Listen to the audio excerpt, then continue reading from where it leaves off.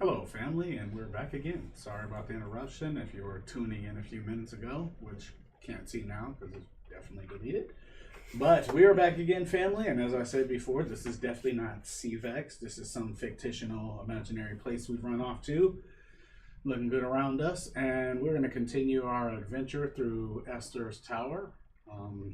If anyone was watching last time, the party adventured up to floor 3 and had some encounters with some vine spawn. We're going to pick up just about where we left off. The party went out to camp and rest for the night. Upon waking up the next morning, Obsidian and it's William's character. Alright, he's got a couple. Yeah, I was gonna say his old one is Aratar, but that's the prince. Yeah. But Chance and William have left to go find the paladin, and so they are not currently in this party. At the same time they were leaving, the fighter Oysen showed back up, and so he is here now, and so we have Oysen and Donovan.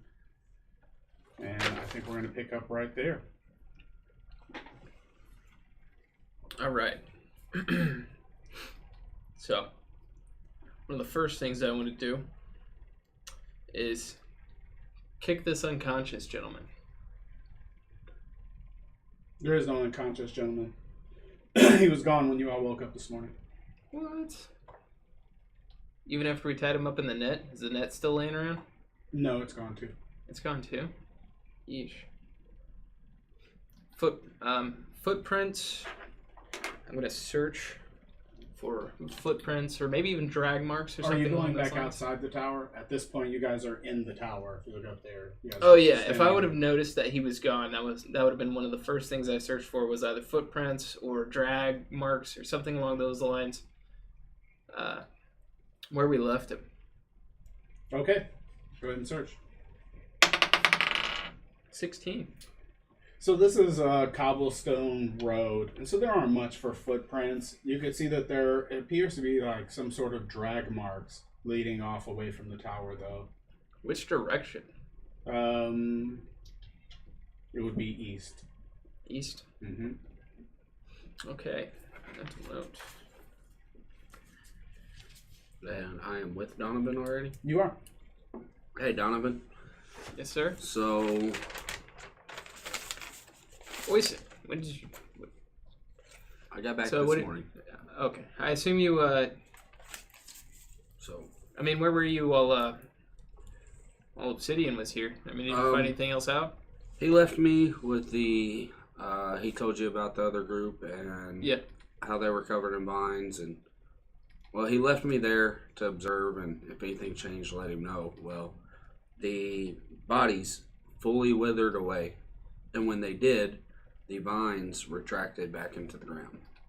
I was going to say we encountered something very similar here. We ran into a group of druids, and they were going to take us in for questioning. However, one thing led to another, and they all ended up entangled in those vines, and some of them ended up in brown robes, which are believed to be the robes of, I guess, what did we call them? The deserters? Or not deserters, the, man, ring a bell. Give me just a second. You're referring to the upstart counter druidic order. Yeah, the counter druidic order. The people we believe are, well, I mean, now that I think about it, I don't really believe they're the ones who are summoning these vines, considering they're being attacked by them. Well, is it possible they summoned them and somehow messed it up to where they're attacking everybody and not just who they intend for them to attack? Well, I mean, to my understanding, I don't even know if they, like, summon them per se, because the first ones we encountered came out of these boxes. So, like, someone's... I remember that. Yeah. And so I don't think it's something they actively summon. But, I mean, perhaps. We really don't know. There's a lot of questions that still need answers. Okay. However, we know that the people of this other order are in the brown robes, and we encountered a few of them. Okay. They were wearing robes like mine. So they were There were graduates there, and then there were people who weren't graduates. The graduates in the green robes were the ones who ended up having the brown robes after they had been, withered away from the vines. So, And when you're saying withered away from the vines, are you referring to what The murder they're called, vines. the murder vines? Yeah. Okay.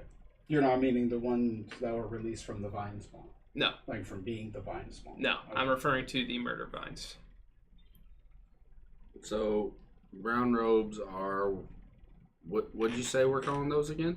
The other, I guess I don't want to call them ex-druids because I'm certain they're still druids of some kind. But we had a name for them, but for now we'll just call them the ex-druidic order.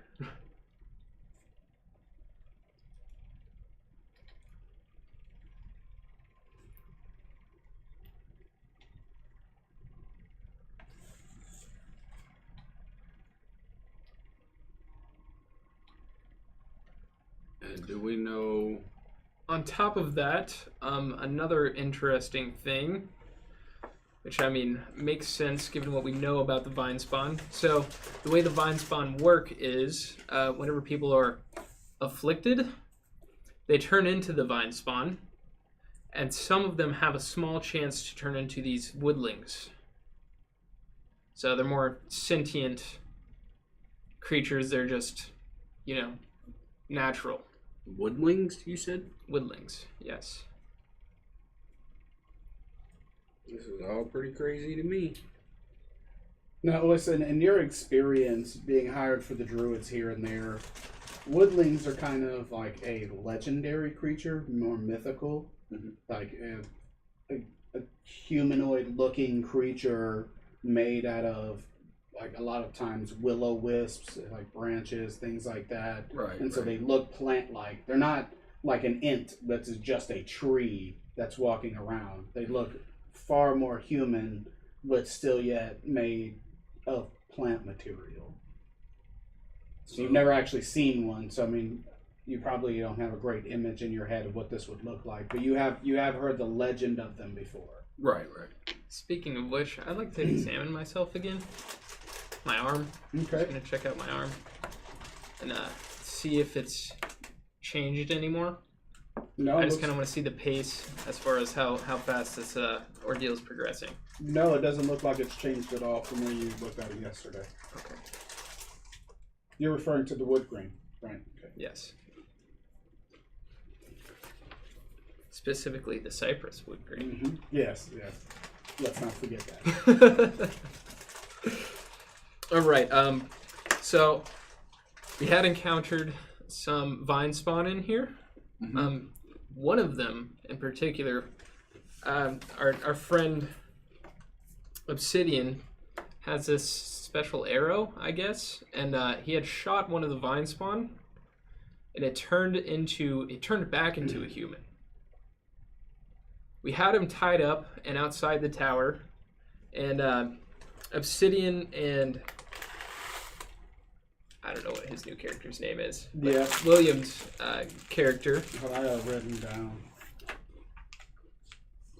One failing here.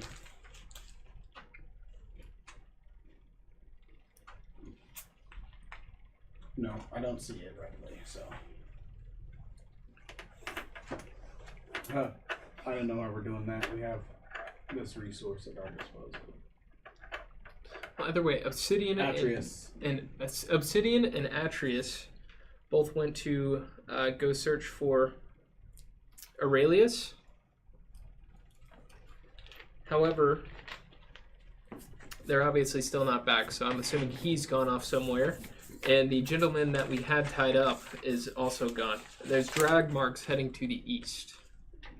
Well, are you wanting to investigate the drag marks, or you want to go back into the tower? And you guys are outside right now, so he's literally pointing to these drag marks that are on the ground. I mean, they're obvious enough that once he points them out, you can even see them. Right.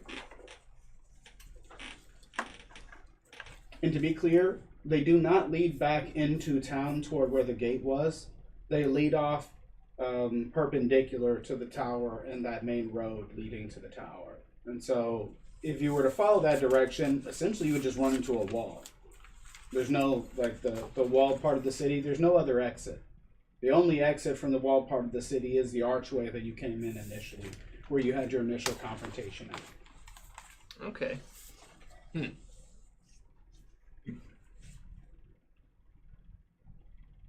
Well, I mean, given that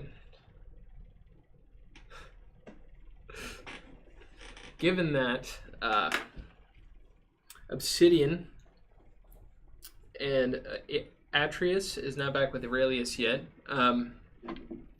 the tower can be pretty dangerous, and on the third floor in particular, I think it would be much easier to have Aurelius present. I mean, we could potentially go and see where this guy went before he gets too far gone. I'm here to help out with whatever you need. I mean, I don't really know what else to do. All these vines are a little scary to me. Yeah, one almost ate me. A vine almost ate you? Yeah, but I turned into a snake and I, managed to slither my way out. Still not entirely certain how I did it, but, in moments of stress when you're about to be choked out, some strange things can happen, I guess. That's got to be some of that druid stuff. Yeah. Oh, yeah. All right, so I guess we're going to go and pursue this body. You're going to go after the vines? Or after the drag marks? Gotcha.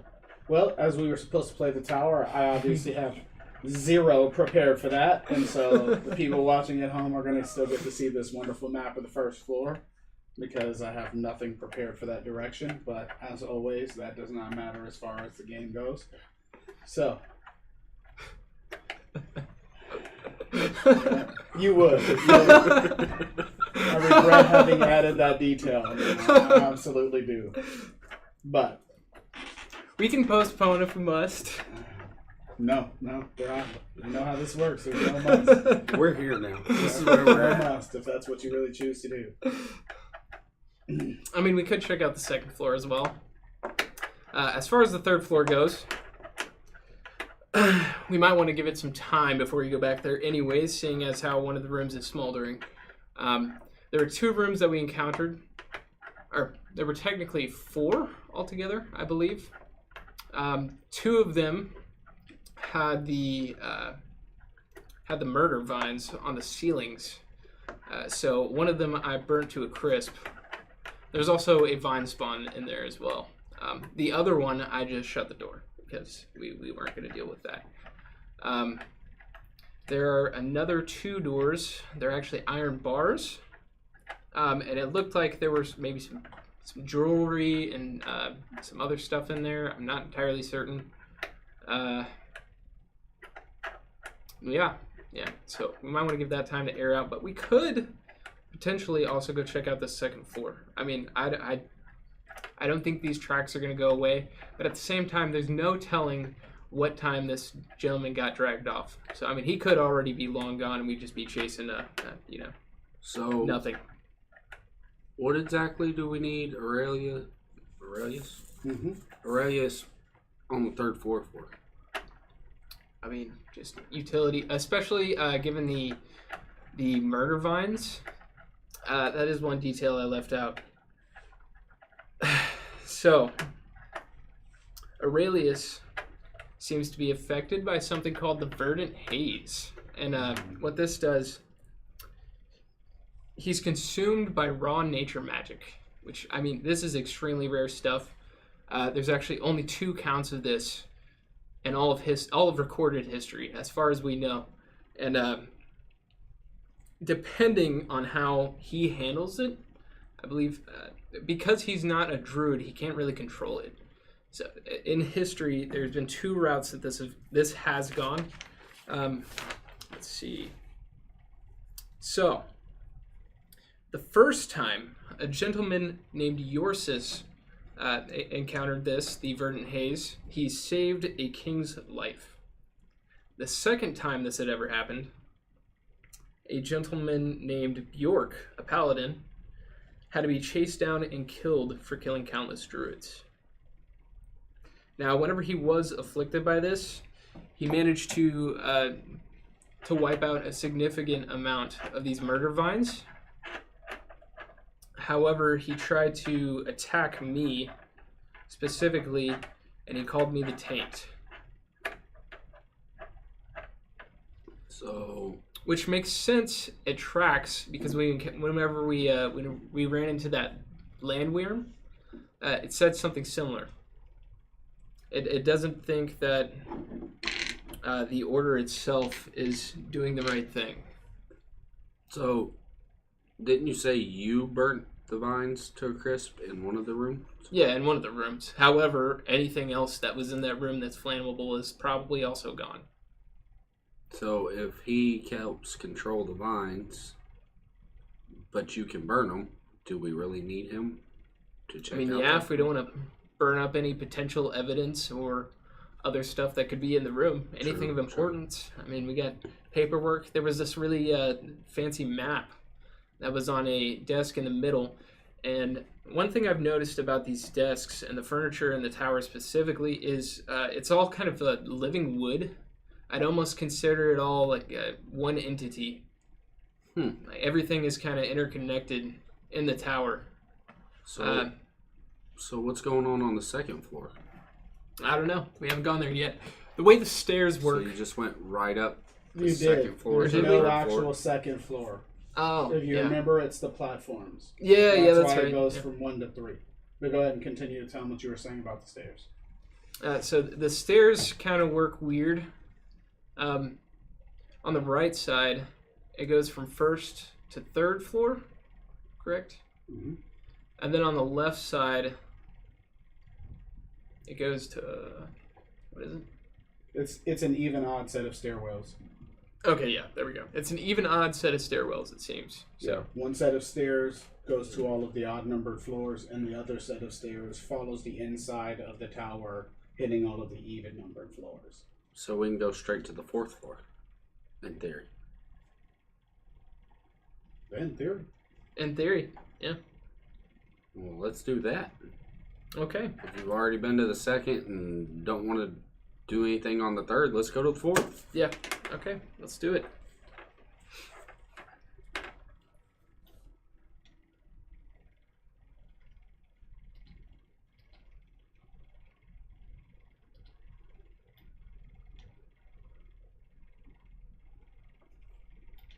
It kind of does make more sense for us to stay in the tower than to run off.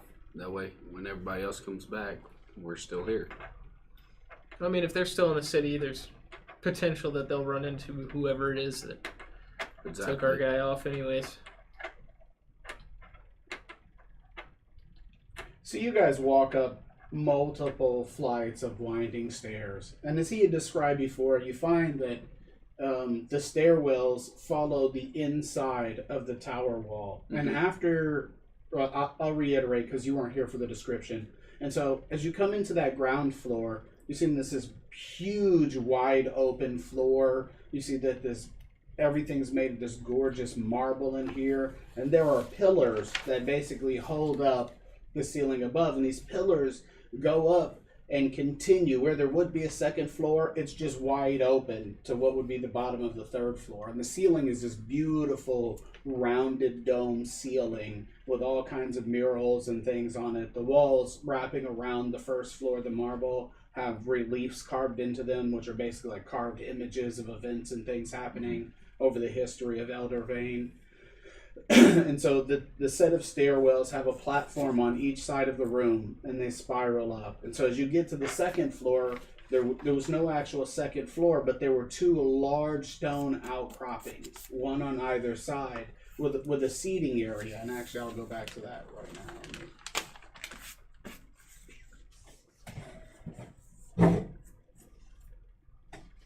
And so, if you can see, let me go back to your map here.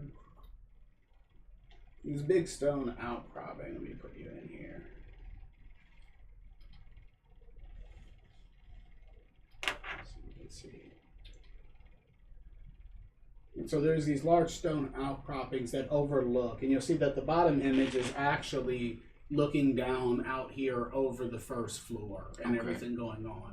And so then the stairwell continues on this side going up, and so you would basically, wrong screen. So, almost like a box seat in a theater type deal? Yep, absolutely. And there's a little stone wall that is 3 feet high right there that wraps all the way around where those benches and things are. And so you could kind of look out over and just observe all of the things going on down there on the ground floor. Okay. No vine spawn on this one? No, there are none. Okay. And so you go to... On the first floor, we didn't encounter the willow? You did not. That's a good question. But no, sir, you did not. Okay. So coming back over here,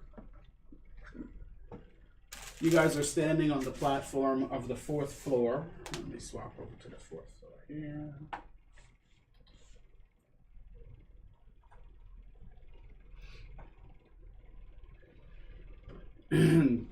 You know this because outside of each floor there's kind of a label right there next to Donovan. On the wall there's a little plaque next to the windowed area. That pillar you see that you can see vertical just below Donovan. Yeah. Those are actually where the window slits are from the outside, and you can see one on the right over there where you can see some light in a pillar. The reason why you can see that is because this tower has window slits 3 feet wide and about 6 feet tall on each floor with beautiful glass in them that, I mean, as you experience and you're here longer, you see that the glass kind of changes by the time of day and things like that.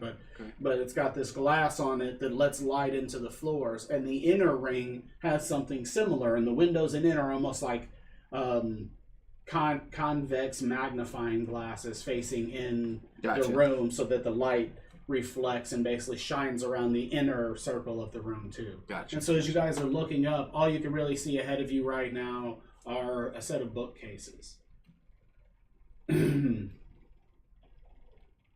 This is the 4th floor we're on now? This is. I'll step into the opening there. Yep. And Donovan? I'm going to walk up right next to him. I'm going to look at the bookshelf and just kind of read the titles of the books. Okay, so bookshelves crafted from ancient wood line the circular walls, reaching nearly to the ceiling, and filled with tomes of various subjects, including druidic lore, natural sciences, and the history of the realms. The ceiling above you is enchanted to mimic the sky, changing from a sunny vista during the day to a starry night scene at night, providing light and a connection to the outside world. This, you guys can't really see the center of the room right now.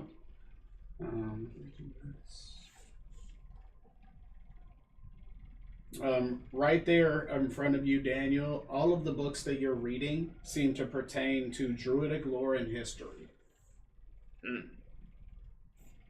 And there's sections. You see that flat wall of books ahead of you has a label up toward the top that literally says druidic lore and history. Okay.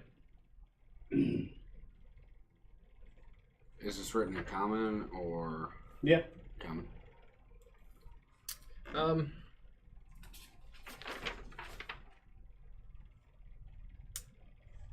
Are there any books pertaining to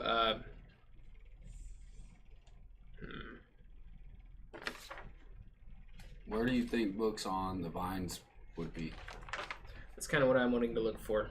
Plant life, specifically. Or magic. Actually, hold on. I want to look for any... I'm going to just stroll around the room and see if there's any bookcases in particular that are kind of either potentially locked up or kind of under some kind of security. If there's any... So you're going to check this place out before you go? Yep. Okay. So where do you want to go from here? I'll go down the right side. You see that? Right there.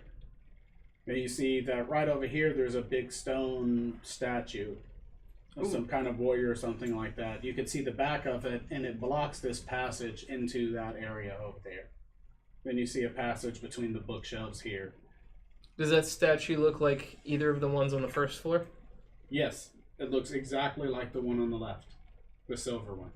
Okay. And that one's the dwarf, correct? Correct. Okay, so. And that is 15 feet for you. All right, and I'll just continue down this aisle. All right. Let me move this map here for you. Oh, okay. And so as you look off to your left, I'll go back to the description, you see a large glowing green magical seal spiraling around what appears to be a massive globe. And the globe's about 4 feet high. I want to roll knowledge nature, and spellcraft. All right. The center of the room features a large ornate globe of this world, which can looks to be completely magically entwined with the current geopolitical situations. And so you could see the borders on it look like the borders of what's happening now. And as you look at it, you could see that there's like little clouds floating just above the surface going around it. And so it seems to be a three-dimensional, full representation of this planet. Oh my gosh. And you notice there's a table over there, a long table, multiple items on it. Looks like a couple staves, book. I'll go check them out. But actually, Not the globe. I'll go check out the. It's Sean's turn. Oh, I yeah. want to go to the left over here. The opposite way he went. There's your 20 30 feet. there. I only get 20. Oh. There you go. You see a similar statue on this left side. You can only see the back of it, but it's obviously clad in armor, holding some kind of weapon in front of itself. And that's blocking the pathway there? Yep. Okay. You could the probably bookshelf roll- on my left. I was going to say, you could probably roll some kind of, I keep wanting to say athletics because we've been playing the other system, but... A tumble or something? Yep, if you wanted to try to get by it. But it'd be very difficult. Right. You're not really a tumble kind of guy, so it's not No. something you would easily do. Oh, so you said the bookshelves that were in front of us said Druidic lore and Druidic history. lore and history. What do the ones say next to me? Now that I'm standing next to them. They are folklore and mythology. Okay. And yeah, that's it for me this turn. All right. Back to you, Donovan. I'm gonna go check out the table. However, I'm going to avoid stepping on any of the runes that are on the floor around that globe. Roll a balance check going by it. Okay.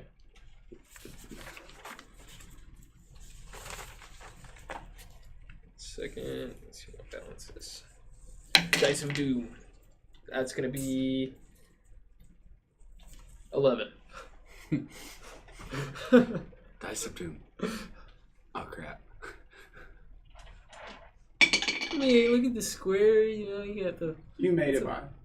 Hey. That is 20 feet where you're at right there. So you have still 10 more of movement.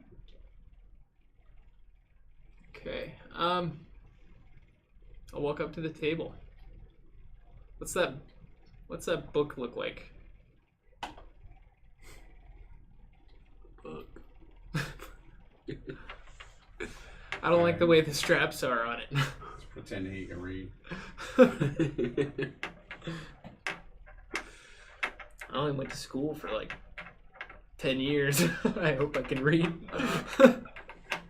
Was language arts one of those classes? All right. No, And so there doesn't appear to be any writing on it, but it's definitely double bound. It has the leather straps that go around it, which are fairly common in thick, older books for carrying. But then you see that there's some other kind of rough leather. It's more like a vegetable tan leather, and so it's not really made for this, but it's wrapped around it and kind of woven through itself and tied all up to keep the book closed. You see that there are 5 potions on this table. There are 5 staff/wands on this table. This item particularly right here appears to be roll an intelligence check. Let's see if you know what these are. Okay, well that's cocked. Nat 20. So you see that one is an astrolabe used for like navigation using the night sky, stuff like that.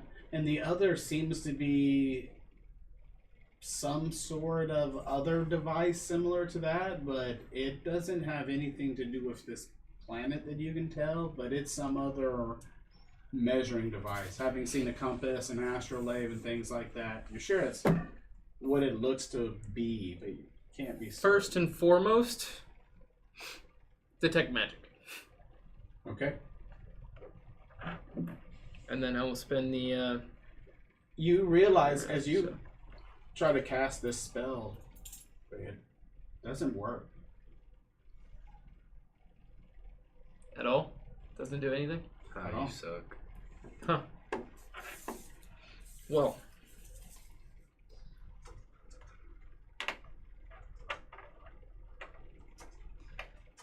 Gotta be very careful here.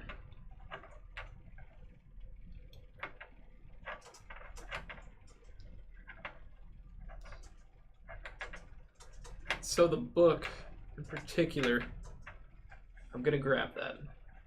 Okay. I'm just gonna open it up. I'll keep it on the table, but I'm gonna open it up and just kind of read a little bit, see what this thing is.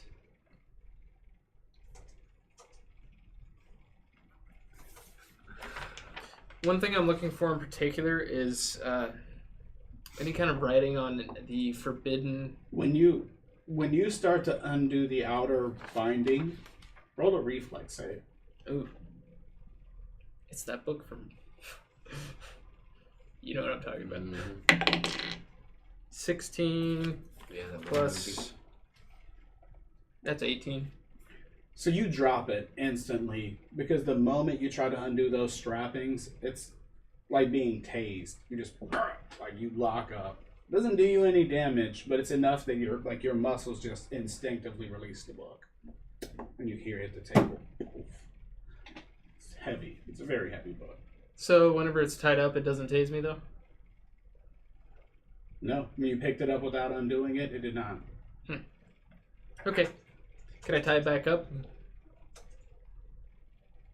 Well, you didn't untie it. The Oh. moment you tried to mess with the straps, you got nowhere. Okay. It's like... All right. Well, we're going to take this book with us. Hey, I found a book. There's quite a few staves and just an assortment of things on this table over here. But be careful. In the center of the room, there's this globe that is a replica of our world in real time. Then there's runes on the floor. Try to avoid stepping on them at all costs. All right, give me a minute. I'll be over there. That sounds kind of interesting. I'll come check it out. Keep going that way. So what is that? 15, 20. So you come up through here. You gonna wait on him, Daniel? Yeah, I'll wait on to get over here. Roll a balance check, Sean.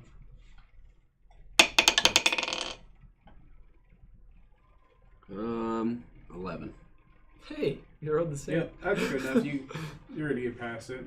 So you get to here. I want to make note that you guys definitely see that desk down there in this room. It's Okay. lit very well. Like you can see the floor. It's like almost as if there's a spotlight down on that desk specifically. You also realize there are two golden statues up here that look exactly like the elf downstairs, and a set of books here. But this is in particularly different. Now that you're standing here, all of these shelves are double-sided. There are books on each side. This is like a wooden backing. There are no books on the inside of here, except down here on this shelf at the very end. Okay. What is that look there you're giving me? I know what that means. I know exactly what that means. Just try it if you dare, right? Yep. So, That means Now- that's where the good stuff is. now that I'm up here, do I see what's on the table? Yep. Just be careful. because I mean I'm going to definitely assume all of this stuff is magical. Don't try and open up the book. I'm not touching any of that.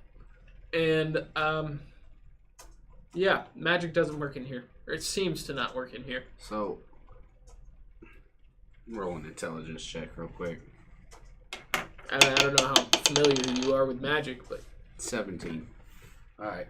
So, roll an intelligence check to see if I'm smart enough to figure out that there's 5 potions, 5 staffs, 5 points on the ruins in the floor, and the binding on that book is in the shape of a 5-point star. Look, you rolled the check, you called it all out. I can't even argue with that. Okay. Like, you're obviously, yep, no, I'm almost at a loss for words. Like, I'm fairly surprised you came across that quickly. I might have to make things somewhat less obvious, possibly, but sure, you can make that connection. Okay.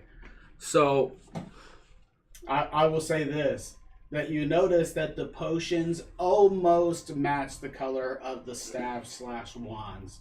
Not exactly, because the red isn't exactly pink, but like generally, like they kind of match up. So, I'm no expert on magic or anything, but there's 5 potions, 5 staffs. The ruins in the floor, there's 5 points on it. There's a 5-point star in the binding on that book. And the potions kind of coincide with the colors of the staffs.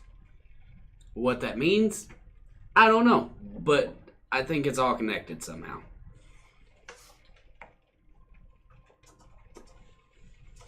Am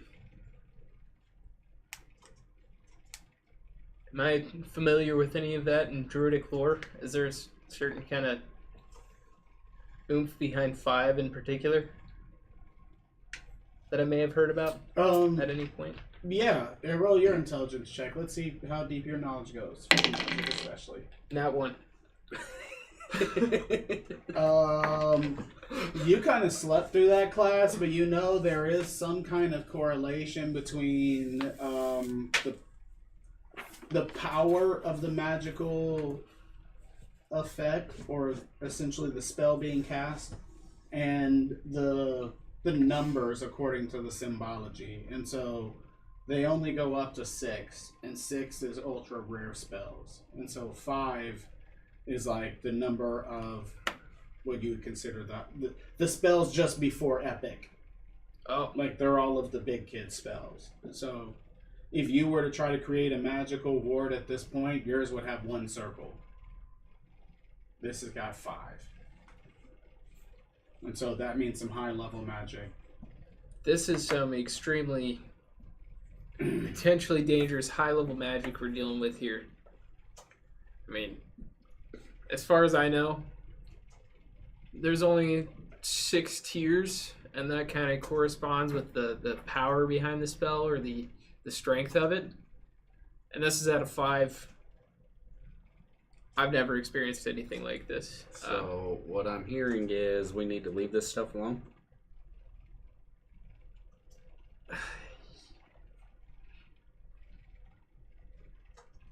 I don't know. Unless that desk over there has some notes on it or something, I don't know what to do with it. I mean,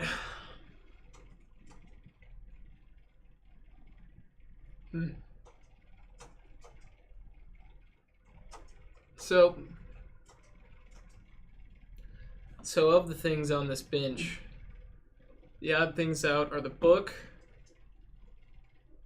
and these 2 navigation tools. I don't think the book's an odd thing out because it has a 5-point star on it.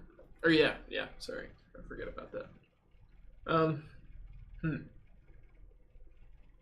We'll at least leave the table. I was gonna say we'll leave the table alone for now, as well as this globe in the center of the room, and we'll just try and kind of gather whatever information we can. I guess I don't really know. I don't know what we're dealing with right now.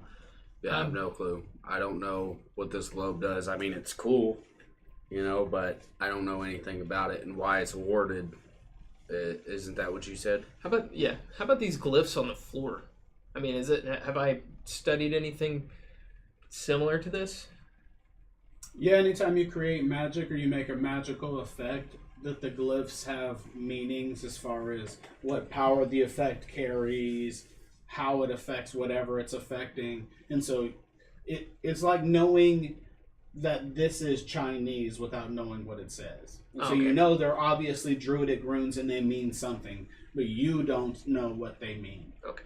The one thing you do realize at this point, I was giving you earlier, but the intelligence check just whipped by you, is that if this green glowing form is there on the floor, it means this effect is active. If the magic wasn't active, it wouldn't be there. It would have dissipated by now. And so the fact that it's still there, it's putting off this brilliant green light, that means whatever effect is tied to this is currently active.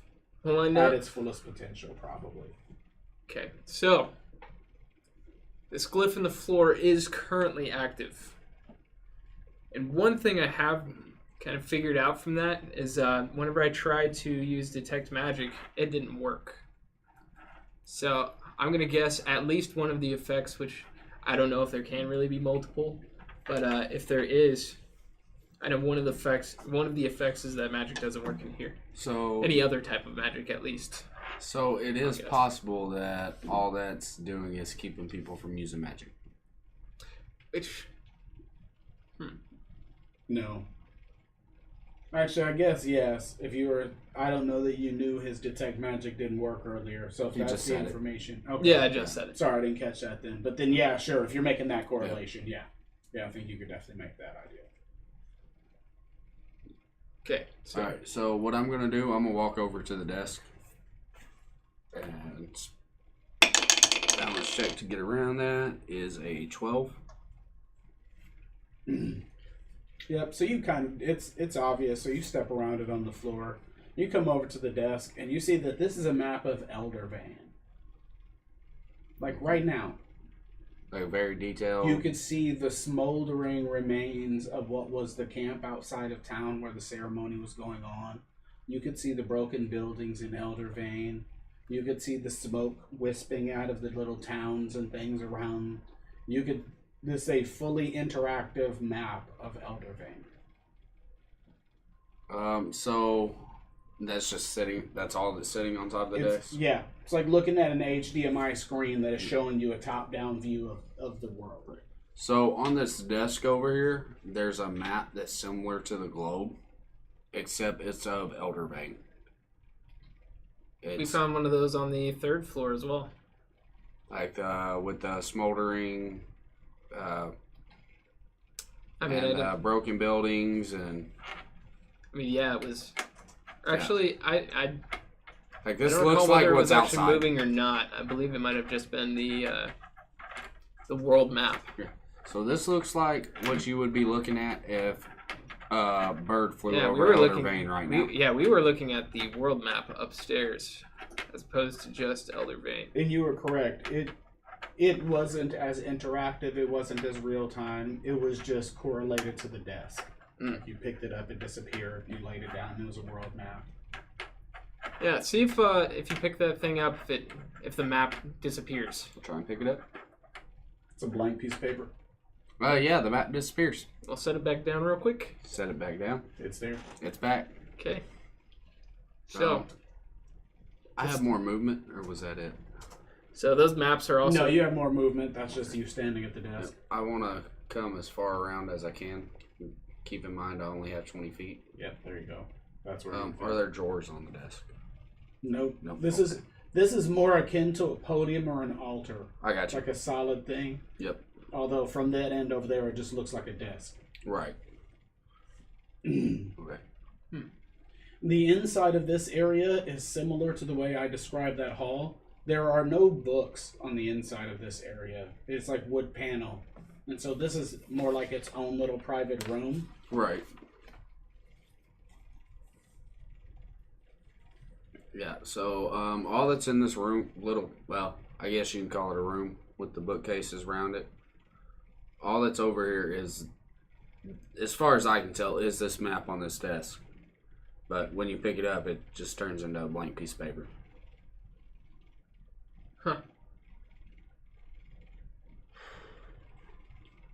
How close up can I see on the map itself? Like if you're looking at it? As you look at it, it actually zooms in. So when you look at, say, Ester Bay, and you look at this tower, and like you look at Ester Bay, you see like the little symbol for the tower, and as you're looking at it, as your eyes focus, it just zooms in, and then you can see an overhead view of Ester Bay. You can see the tower. You can see the drag marks on the cobblestone ground. I was just about to say. That's where I was going with this. I want to see where the drag marks go. If I can see that.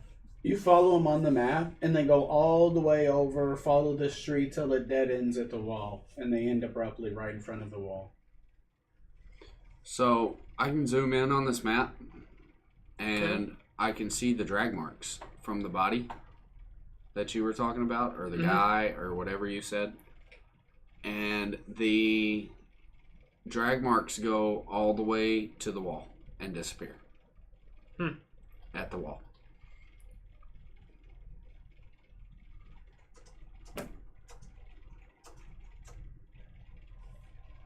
Wow. Okay. If I have time, I'm going to sit here and see if I can find Aurelius. And them guys. This map doesn't show people. You look around, you can look all over, you look all over the city, you don't see any people. You kind of question yourself, so you start to look around, the map zooms out, and you move over to what looks like a town, further to the south. Right. You zoom in. Town. You can see the smoke, you can see the things in the town. No people. This map also doesn't show people. From what I can tell.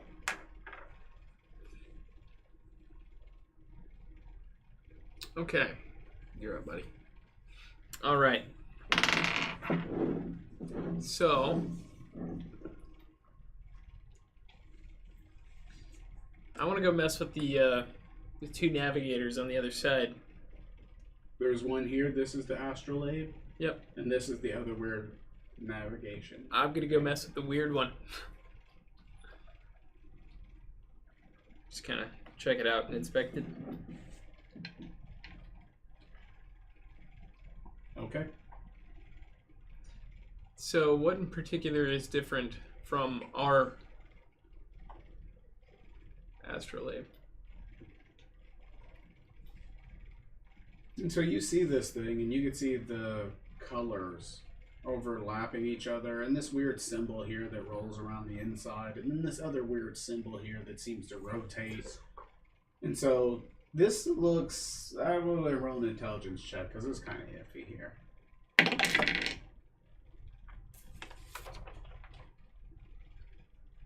11.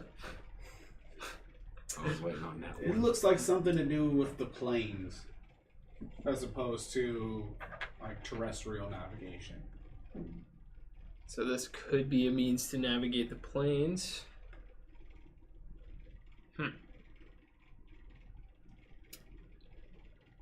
So I know I'm familiar with these. Am I familiar with how to use them? No. Okay. I'm gonna kind of scan the shelves nearby and see if I can find anything on, astrolabes.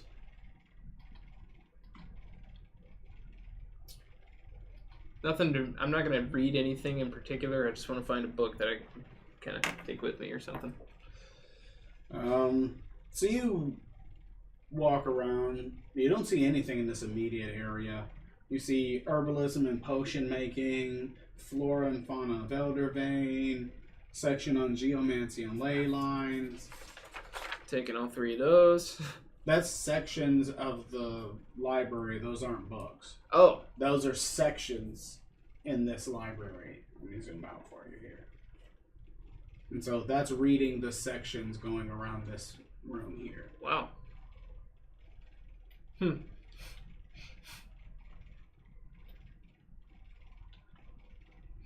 Well, I have a decent idea where I could probably find out, but I don't know if I want to go there. Why not? Judging by the looks of it, does look safe. I mean, it's the only thing that's an odd, in an odd spot. Are you scared? If you're scared, just say you're scared. A little bit scared. I'll go check it out. You sure? Yeah. I don't mind. Okay. What's the worst that happens? I'm just going to go ahead and call that the restricted section at the top there. Bounce checks. Ironically, that's exactly what it's named in my book. Just literally restricted section. Yep, write a bounce check on across. 13. Okay, yep, you're good. So you get up here, Sean. You see that there are 2 golden statues here flanking the entrance to this. Where are they holding? They are elves. Each of them is holding a spear in their right hand. And their left hand, they have their hand on their hip on the handle of a dagger. They are armored, beautifully armored, but you can see their long flowing hair hanging down behind them. And their big pointy elf ears right here. Elves aren't common around here, are they? They are banned in this kingdom. Like, they're the enemies of humans. Okay. Well, that's odd, but keep going toward the bookshelf. You gonna try to walk between there? Yeah. You are obstructed. It's just like a wall. Like it might as well be solid there. well, I can't go over there. I don't know what it is, but there's something keeping me from going over there.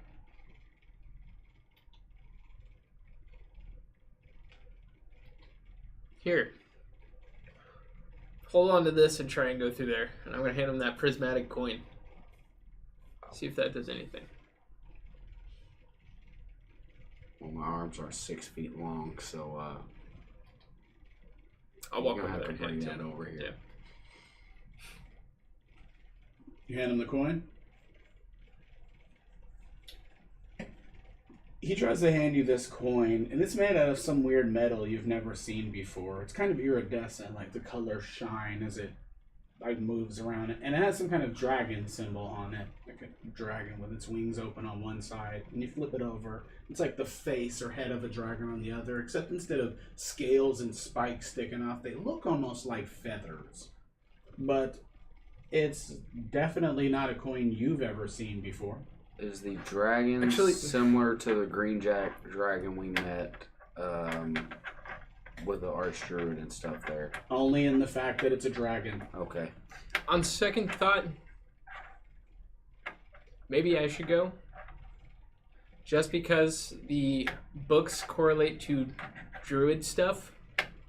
And me being a druid, I'm probably the only one who can understand it. But I would like to have you here to back me up in case anything does go wrong. Yeah. Yeah. I'll stay here. I can't walk through there, so. That's All right. a beautiful coin, though. Where'd you get it? I found it on that individual that that we turned back into a human. He was a vine spawn. You're robbing people now? I mean, we needed it in a room. I was looking for a key. I found the key, but I also found the coin. Oh, okay. So, All right. And now You're going to attempt to enter that hallway? I am with the coin. So, as you go to cross the threshold, the spears of it would be the one on the right for us up there, but, essentially it's the left-sided one. Cross. Yep, it put the spears across. But that one on your side puts its hand out. I'm going to present the coin. As you put the coin in its hand, you see that its fingers fold over the coin. Pulls his hand back, and they both pull their spears up. I knew it. All right. I'm going to proceed down the hallway. So you.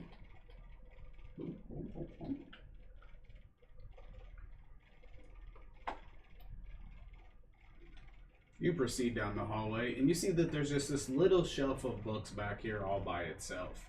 At the top of it is a plaque that does say restricted. Let me get you the list here for that. And so as you read through them, I'll read them off by titles. The first book seems to be a fairly large book, loosely bound. Almost like the pages in it might not even be bound, because some of them are taller than the binding of the book and kind of are folded over. Like if you ever put notebook paper in any of these books and you put them on and off the shelf, there's the furled edges. And as you read down the binding, it says Ancient Druidic Scrolls. This book contains rare manuscripts, original teachings and philosophies of ancient Druidism, and possibly including lost or forbidden knowledge to the Druidic Order. As you read the next book, it says Tome of Forbidden Magic. The description written on this book says that this book deals with the powerful and potentially dangerous magical practices which are kept from general access to prevent misuse. The third book on this shelf says Grimoires of Legendary Spells. This book is a collection of powerful spells, rituals, and enchantments that require a high level skill and responsibility to wield. User be warned.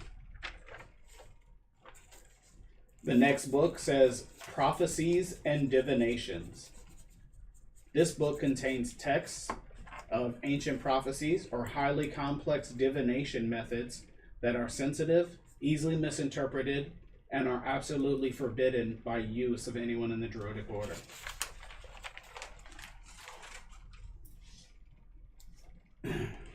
Gotcha. We can actually, if you let me finish this list of books, we could just take an intermission at that point, if you just want to wait a few seconds. Yeah, that'll work. All right. I just didn't want to interrupt. Yep. Well, that'd be perfect, because we'll just take an intermission, and then we can all step for a second. The next one is Alchemy and Transmutation Manuscripts. This is a collection of rare works on advanced alchemical theories and practices, including those pertaining to the transmutation of substances and life itself. Sorry, what was that book? The name again? Alchemy and Transmutation Manuscripts.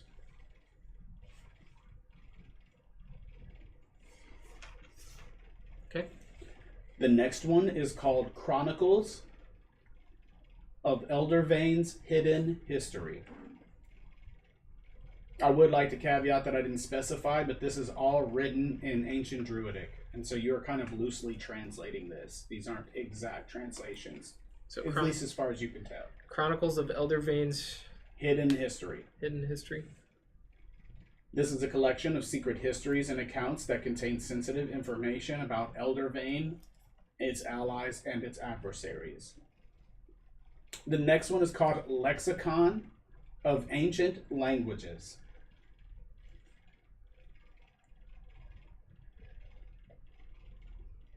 Oh. This is a dictionary and language guide for forgotten arcane languages, crucial for understanding old texts and artifacts. The next is called Bestiary of Mythical Creatures. This is a deked out account of rare, mythical, and magical creatures, some of which are considered extinct or are very secretive. The next is called Herbals of Potent Flora. This is a guide to extraordinarily rare and powerful plants, which is used for potent healing or harmful purposes. The next is called Codices, Codices, Codices of Elemental Powers. This text details the deeper secrets and applications of elemental magic beyond the common knowledge taught by the Druidic Order. The next one is called Treatise, Treatises, Treatises, on Planar Realms. Oh. This work discusses the nature of various planes of existence and methods of traversing or communicating with them. The final book on the shelf is called Volumes of Ethereal and Astral Studies. This book delves into the mysteries of the ethereal and the ethereal, I butchered those two words together, the ethereal and the astral planes, as well as the creatures and phenomena found within them. Wow. Wow.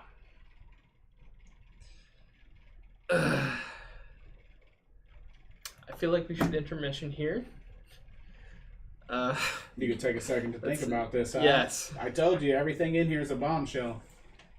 Yeah. This whole tower is like this.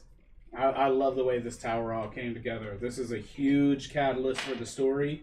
And once we complete this tower, you'll be complete with chapter 1. And you should have all of the information to decide which direction you want to go for chapter 2. That's awesome. And so I'm not sure if you want to call it chapter 1 or if you'd like to call it the prologue. But everything from the starting of the graduation and all the chaos of the events leading up through this tower is made to give you the information you need to decide where you want to go next in the story. That's awesome. And so everyone watching, we are going to intermission here. We'll probably be back in about 10-15 minutes. We definitely appreciate you being on.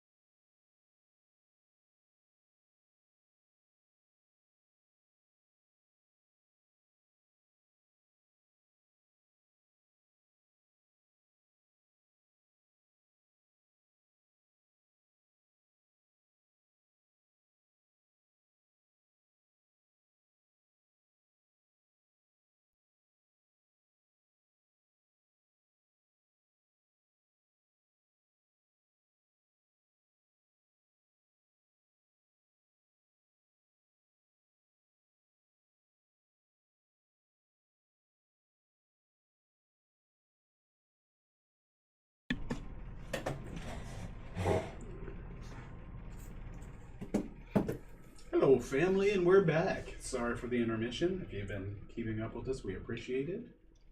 And we're going to get back to it. All right.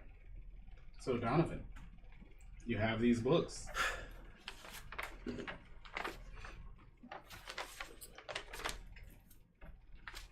Well,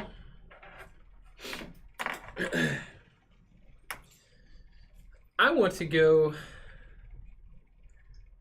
through the, I'm going to pull out, let's see, the Lexicon of Ancient Languages, as well as the Tome of Forbidden Magic. And I want to use the Tome of Forbidden Magic, or I don't want to use that, sorry. I want to use the Ancient Language Lexicon to kind of translate, if possible. So you open it up. And the first section of this book seems to be written in Proto-Druidic. And so far we've talked about Ancient Druidic. This seems to be an older version than that, because you can't hardly understand what's even being written. And then as you flip, you realize as it goes into each language, it mirrors it in that same original language. So that's probably some sort of introduction. And then each language it goes through, it translates that language to the Proto-Druidic language. But you can't actually understand it. I can't understand any of it? Mm-mm. Well, in particular, in the Forbidden Magic, or the Book of Forbidden Magic, I want to look for the murder vines. You open the Book of Forbidden Magic, and it seems to be written in that same language, Proto-Druidic.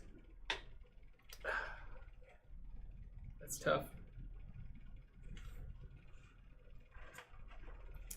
I'm going to keep flipping through the Lexicon of Ancient Languages and just kind of see if anybody's, like, translated any of this. Nothing? You spend a couple minutes flipping through the book.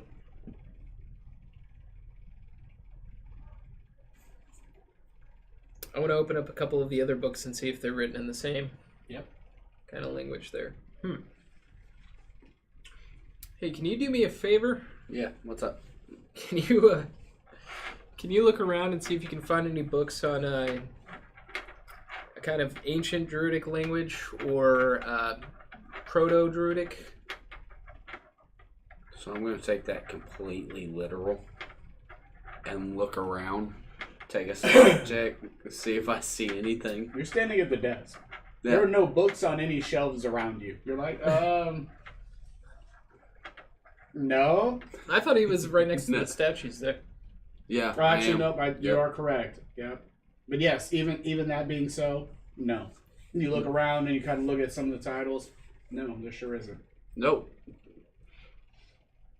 It's kind of odd that the titles of these books are, somewhat legible. However, the contents of them are not at all. I wonder if it's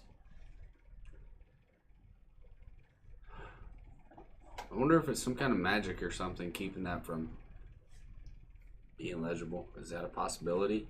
Anything you've ever heard of? Very good point. 16. Not that you can tell, but in looking through these different books, you realize they're all handwritten. Like, this isn't any kind of printed book. This is all somebody's handwriting. And so as you're looking back and forth through these books, trying to see if any of them is something you can understand, you do realize this appears to be the same handwriting. In all of the books? In all of these books. Oh.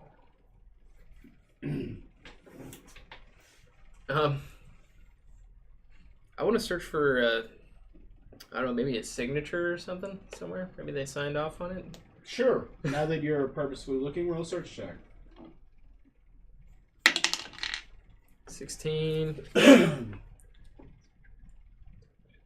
That's going to be a 17. All right, 1 second.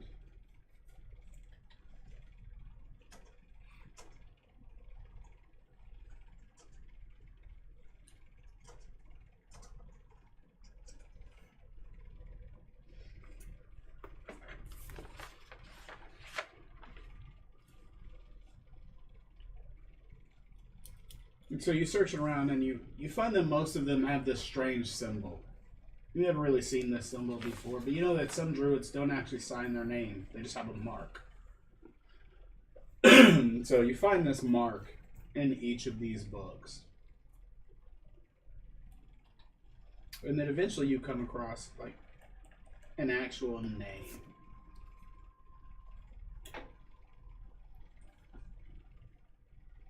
It is Drovius. Drovius. How's that spelled? Drovious.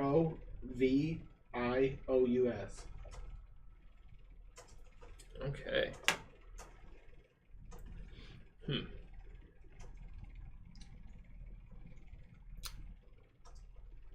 Well. Okay, I need you to do something else for me. Okay. In the first section of the library, it's related to Druidic history. Where we walked in? The bookshelf straight ahead? Yeah. Can you find a book, or maybe even a couple of books, that may be about historical figures or people of importance to Eldervane? I'm sure there's lots of them over there. Any particular name I'm looking for? Drovius. Drovious. Vious? Yes. Okay. Well, yeah, I'll go over there and take a look, see if I can find anything on that. So where is over there, Sean? When we walked in the fourth floor, the bookshelf that was straight ahead. So it's the history on Eldervane? Good call. Roll my balance check. Get around that. Yes, sir. 18. Yeah. Couldn't tell if it was a 6 or 8 for a second. Oh, search check. Search check.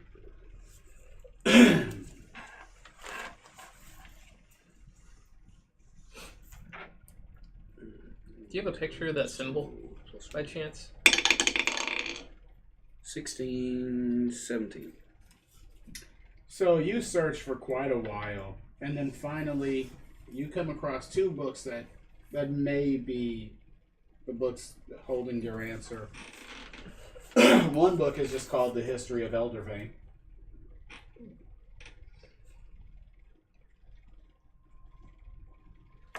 Okay. The other book is called Chronicles of Important People. I'd also like to roll an intelligence check to see if I've heard of Drovius at all. Please do that. It's kind of in my we're going to use the Dice of Doom. That one. Nope. That's going to be a whopping 6. Not that you've ever heard of, no sir. Not a clue. So first I want to open up the Chronicles of Important People. Is there like a table of contents in this book? Or Yeah, sure is. skim through that, see if I can find Drovius. You skim down, and there are like it's broken into sections. So there are historic people relative to like Eldervane itself. So those are like grand druids and nobility for the most part. Right. You don't see any names there. Then you get down to historic individuals by town, and so then it like starts going through the list of all the towns in Eldervane and the important people that were from that town and what times. And so then you get to Ester Bay, and you start scrolling through its list, and you find the name Drovius. And next to it, it has in parentheses, Archdruid Ester. Archdruid Ester. Yep. Alright, so I definitely want to take this book back with me. And then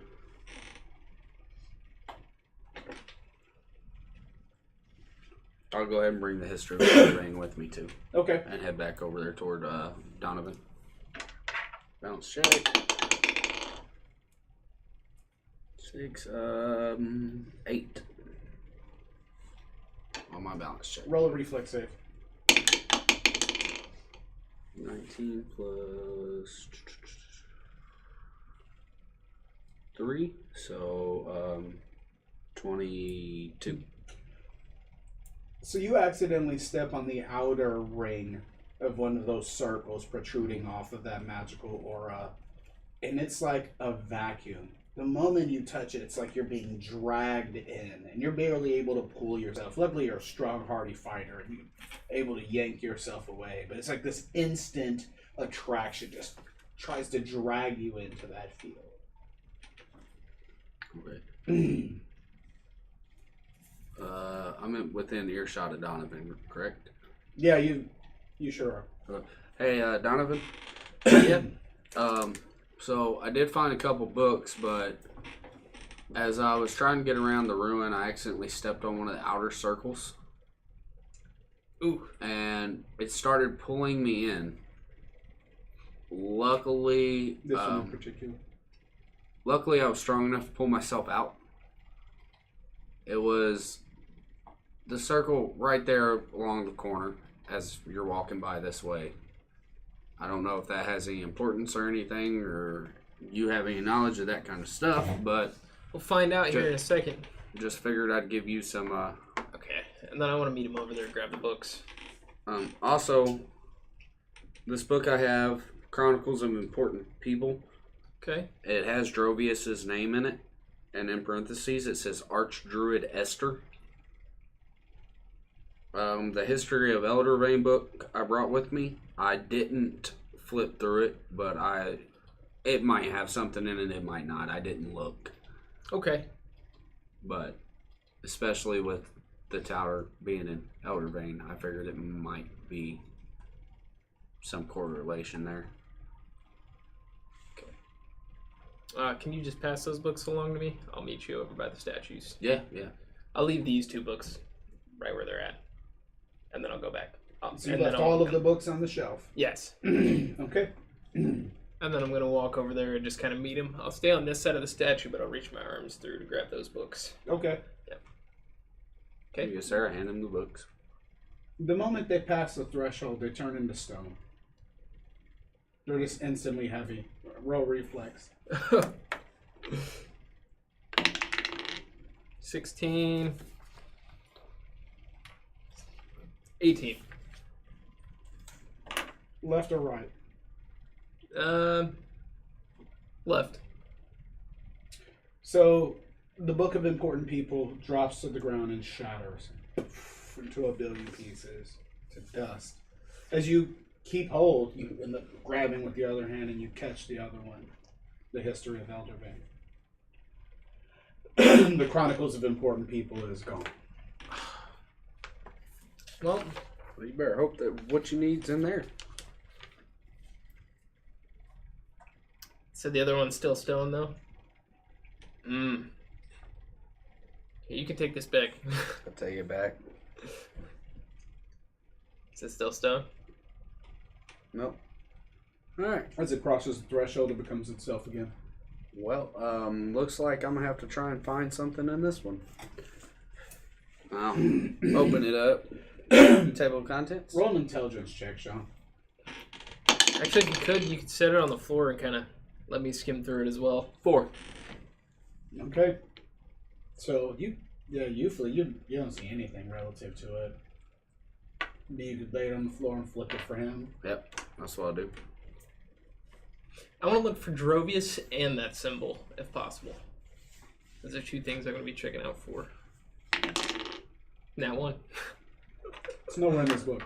Glorious.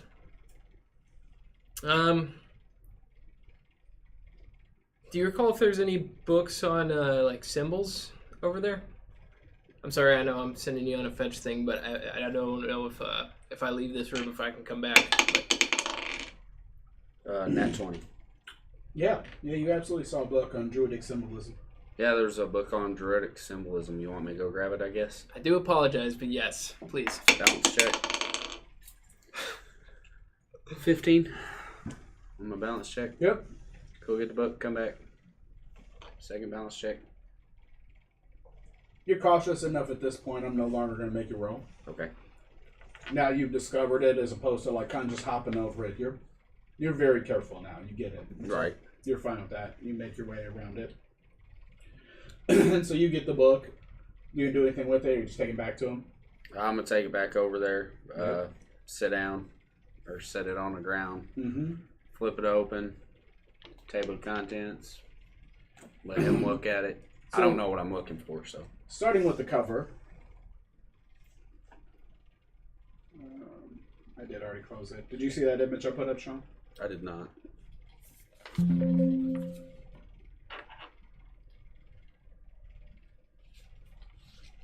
That is the cover of the book.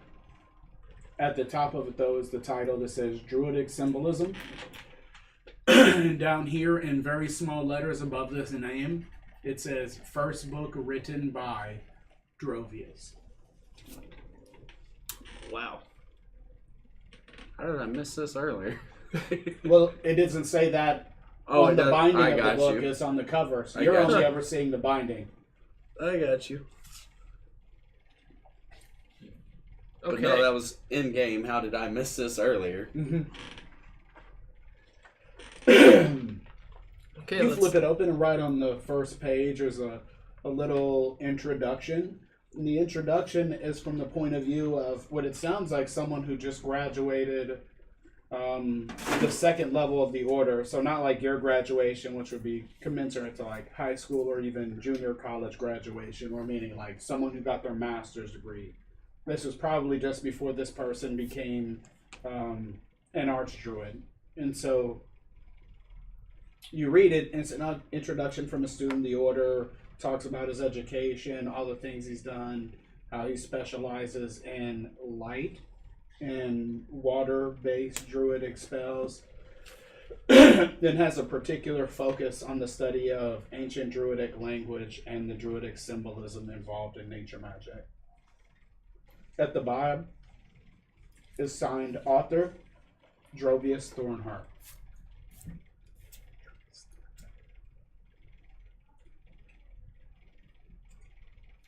Okay, 1 second. Sorry, one more time. What did he specialize in? Light? Light, basically healing magics. Okay. What if there's ever time? And water-based spells and magic effects. If there was ever a time for a nat 20, that was it.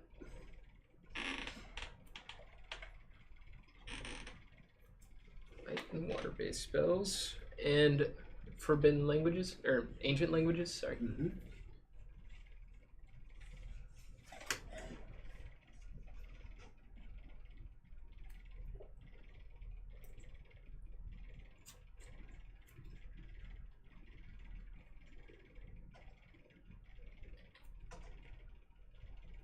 Why do I have a feeling that gentleman in the robes was Drovius? I don't know. Could have been, I guess. Could have been just some guy. But at the same time, man. I think it was. I really think that was Drovius. I think you're thinking too far into it. I feel like we would know if it was Drovius. Well, he was unconscious. He had gotten turned into a vine spawn. Yeah, but in Chronicles of Important People, it said Drovius and then parentheses Archdruid Ester. Because maybe Archdruid Ester is Drovius. Yeah, that's what I got. Perhaps that gentleman. Have I ever actually seen Archdruid Ester? Mm-hmm. Yeah, Did that dude look nothing like him? No, it absolutely wasn't him. Yeah, you've seen him on many occasions. I mean, the most notable, your graduation recently. Yeah. I've met Archdruid Ester. Yeah. Mm-hmm. Trying to recall.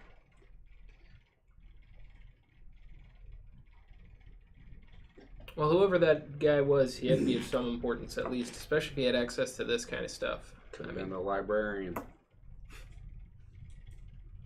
Yeah, it's a valid point. The fighter just coming in with all the logical ideas today. I was going to say, Dang. they already got a fancy librarian. It's secretary, whatever she wants to be. It's a willow what are they called again? It's a willow vine spine, particularly willow, and it didn't seem hostile. So this time I'm gonna put my arm around like this and be like, all these books, and this is just one floor, and you think they got one librarian. Oh yeah, she can be anywhere. The one lady is the receptionist. You get up here and she's the librarian. You get to the cafeteria and she's serving you coffee. Right? I can see it. Yeah. She could be anywhere in seconds, it seems. I mean, she just kind of vanished, and then she was there, and then she vanished, and then she was there. I wasn't there for that, Yeah. so I don't know that. But let's see here. Okay. I'm going to read on. Is there anything else in the book pertaining to Drovius? No. As it goes on, the book is about druidic symbolism. It breaks it down into categories by element. So it goes through the different elemental-based symbols. It goes through other kind of symbols that mean different things. One thing you could do, you can match up these symbols with these symbols on the glyph on the floor. See if you can find anything on that. I can attempt it, I guess. I mean, just visually try and match it, and maybe you can figure out what that thing is, what we're dealing with. Yeah. Try it. Yeah, you flip through the book, you don't see any symbols that match any of them on the floor. Really? None of these match. That's unfortunate. Okay. Did any of these symbols match any on those books that you're over there? Well, yeah, the Drovius symbol.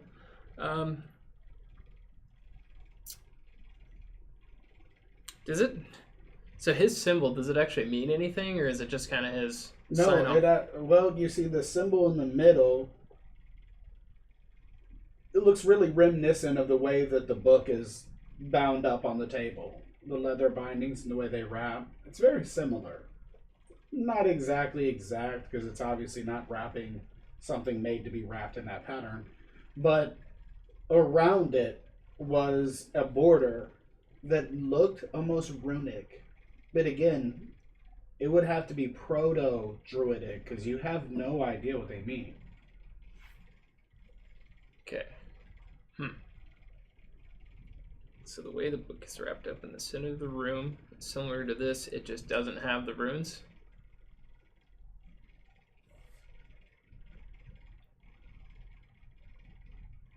What do you think? About So, I what? mean, this is a lot of this is. I was gonna say a lot of this is gibberish to me, just as much as it is you, man. I mean, I don't understand what half of this book mean, or what any of the stuff in any of these books actually means. I mean, aside from the covers, I know what they're about, but I can't read anything inside the books. I don't understand the languages. So what do I think about what exactly? I mean,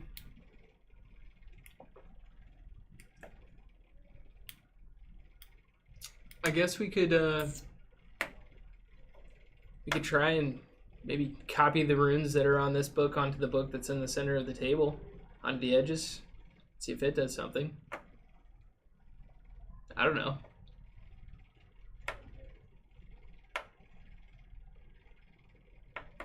I mean, they look like the same symbol. The only thing that the book in the middle of the room on the actual table is missing is the runes that surround the border of that symbol. So maybe if we can... But again, just to reiterate, Yeah. the symbol is circular. So the shape is inside of a circle, the runes go around the circle, and the book doesn't match because it's a rectangle. Yeah. And so when you're saying carve it around it somehow, the bindings wrap around the book, and so there's no way to carve anything on the book and be outside table? of the bindings. I mean, you're just Yeah. I'm not I answering don't know. guesses for the most part. I'm just making it clear, like what you're saying isn't exactly clear as far as what an instruction would be to do. Actually, I'll What look... symbol is he pointing I was out gonna say- exactly? The one that was up there just a moment ago. Actually, the cover wait a of that second. The book. Drovius Wait a symbol? second. Mm-hmm. Is that symbol in this book I was somewhere? about to look. I was about to look and see if In that's which like a... book? The Book of Symbolism. It's on the cover. I mean, is it actually in it somewhere too, though? Huh, it's a great question. I was literally just about to Roll ask that. intelligence check. 16. It is a symbol denoting knowledge, wisdom, or nobility. There you go. That's what this symbol means. A symbol of, what was it again? Intelligence, knowledge, and nobility. Intelligence, knowledge, and nobility. Let's see. You do notice they're not exactly matching. I mean, it's kind of hard to tell because one's on the cover and one's in the book, and so you got to flip back and forth, and they're drawn in different sizes. Like the one on the cover is particularly large, whereas the one in the book has a whole lot of text and Right. is written, and so they're not exactly matching. Like one's kind of shifted from the other as far as like the orientation of the outer points of the symbol itself. Right. And so there's a little subtle differences that you would notice if you were flipping back and forth between the two. They're definitely not just copies of one another. Right.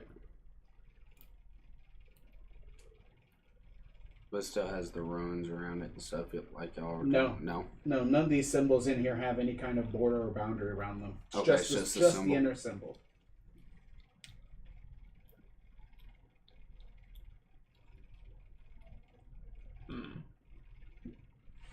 Does this book have any...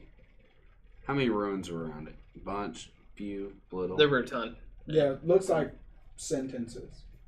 So, if Or it a was... sentence or two, for the most part.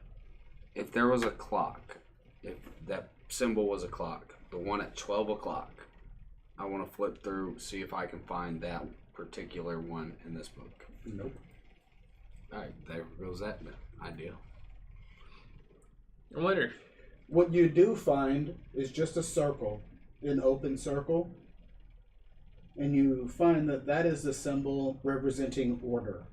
And it has a little footnote there saying that once the order created itself as an entity, it adopted that as its symbol. And so people who are members of the order, if they have like their own private sigil or crest or something, they'll put it within that circle to signify that they're also a part of the order. And so the Okay. fact that when you look at the cover, it's got the golden circle around the symbol before the stone border of runes, that's probably what that golden circle around that symbol means. Okay. So, from what I'm gathering, trying to make correlations of this symbol, flipping through his book, Drovius is in some kind of order that has to do with knowledge, nobility, and intelligence. I'm not finding a correlation of these ruins in here. But, I mean, it's also in a language that I don't speak, so.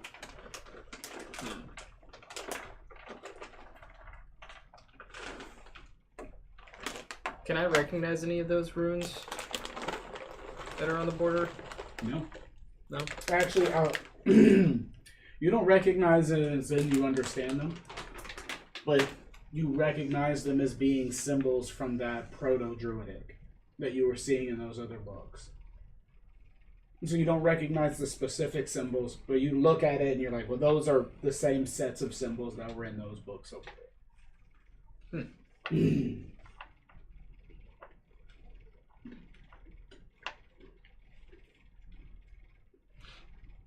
I wonder if any of those symbols are on the floor in those glyphs over there.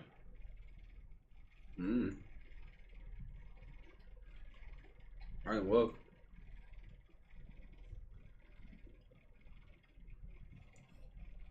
Sure, you try it. Look for the outer circle of ruins, see if any of those match the glyphs in the floor. Nope. Nope. Well,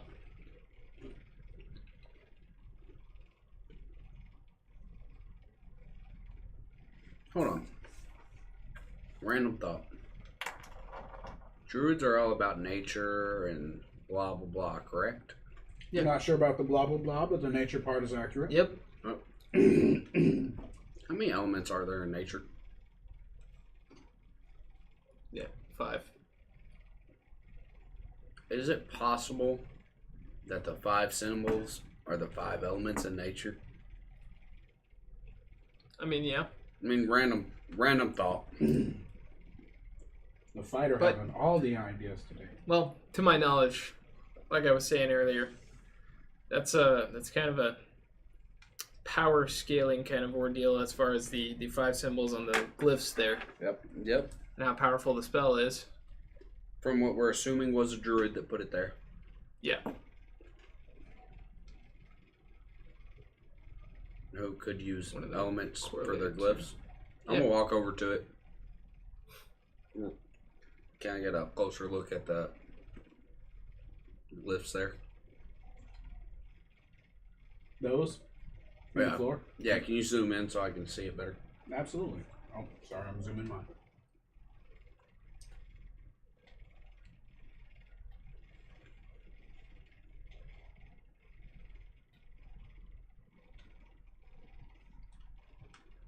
Well, if they are the elements, I can't tell. Like, they don't clearly look like fire, wind, water, and whatever else the elements are.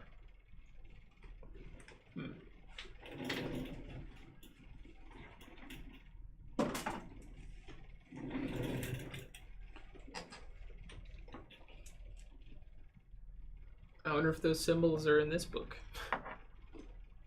Which one? The one specifically, maybe codices of elemental powers.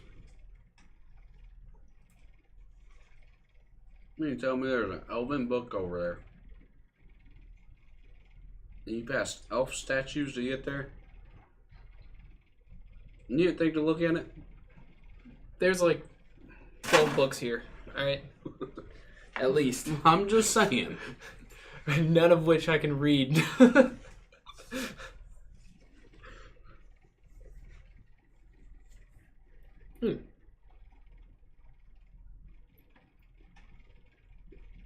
Oh, druids are supposed to be smart.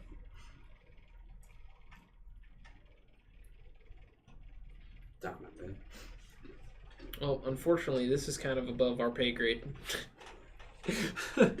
Above your pay grade. Let's not get started on it being above my pay grade. You want to step on one of them sigils again? Nope.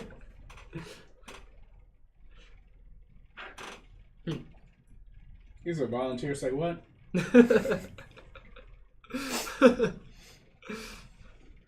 So, since I'm standing here, the pretty close to the bottle sitting there. Mm-hmm. I want to look at those a little closer, see if there's any markings on them or anything.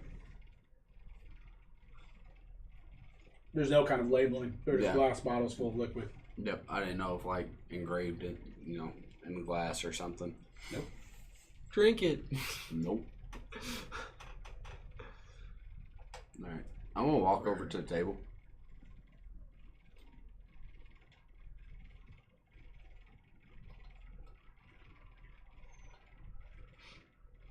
Pick up the red bottle and move it close to the. Can you scroll up just a little bit more so I can see all the colors? The pink staff. Nothing happens. Nope. Okay. Put them back where they were then. So you move it to the red staff. There's no red staff. The one right next to the yellow one. That's orange. I mean, it's closer to red than pink.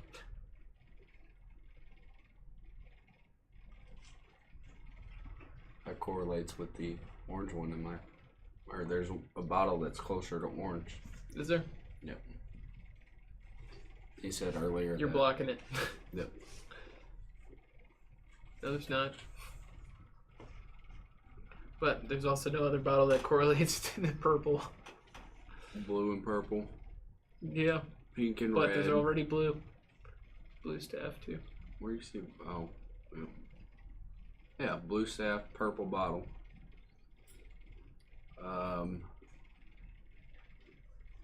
The one on the far right there. Yellow. Yep. The other two are mystery. They may not correlate at all. I mean, I was taking a shot in the dark.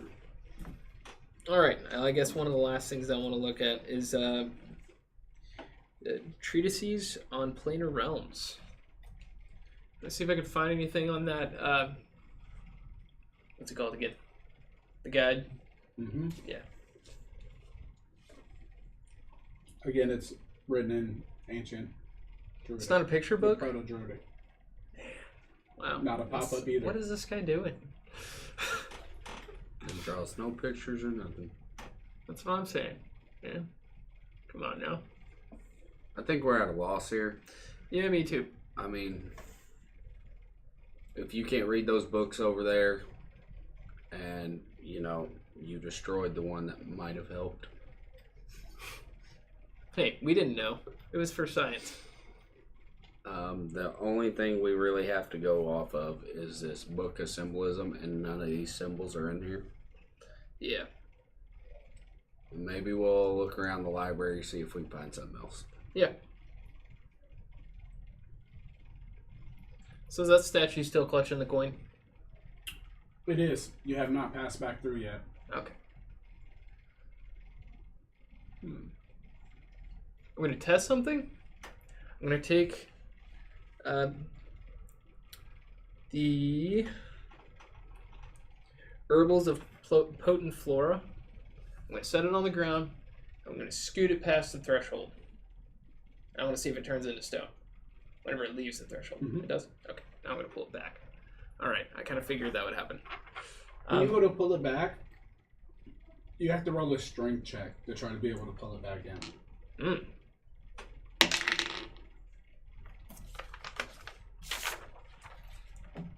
17. It's too heavy. You can't pull it back. Can you help me push this book back in? Yeah. Just try you walk over and help him. Yep.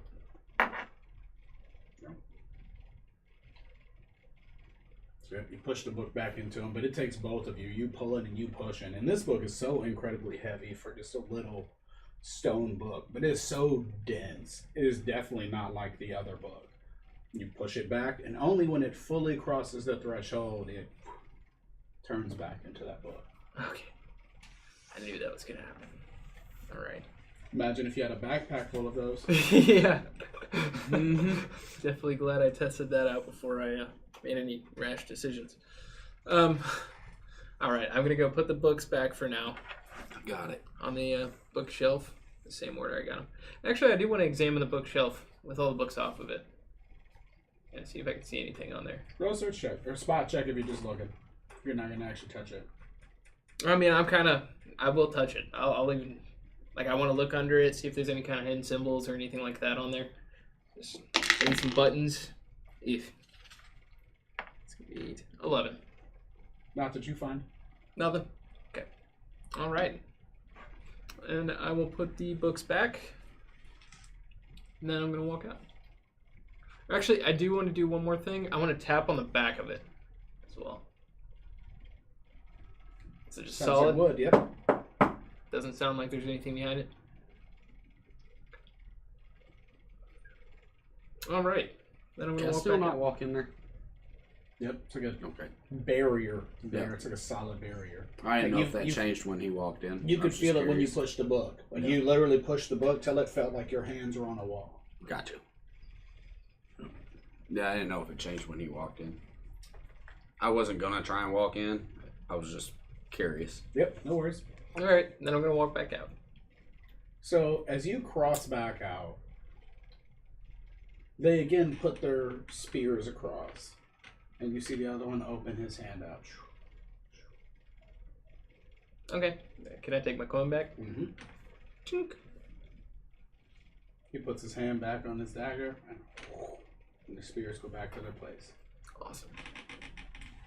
Okay. Just put that in my pocket. So we're facing down on the screen now, right? Right. So I'm gonna go up here and go to the right.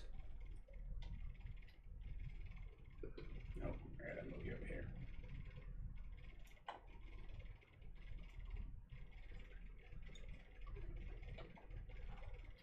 You mean down this way? Yep. You Now, on the other way down the? Yep. Are there labels on those shelves there? There absolutely is. Can I see what they say from the angle I'm at?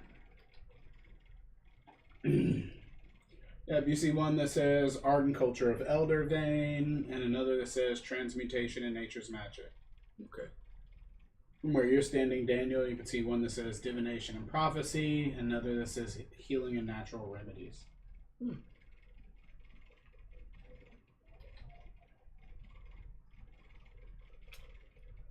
going to proceed forward in the direction I'm going. There. Yep. And so you look on either side, and you can see that there's a little reading notes. There's like a little bench over here with a table. And you can see different dust spots where it looks like there's like been books, but they're not there now.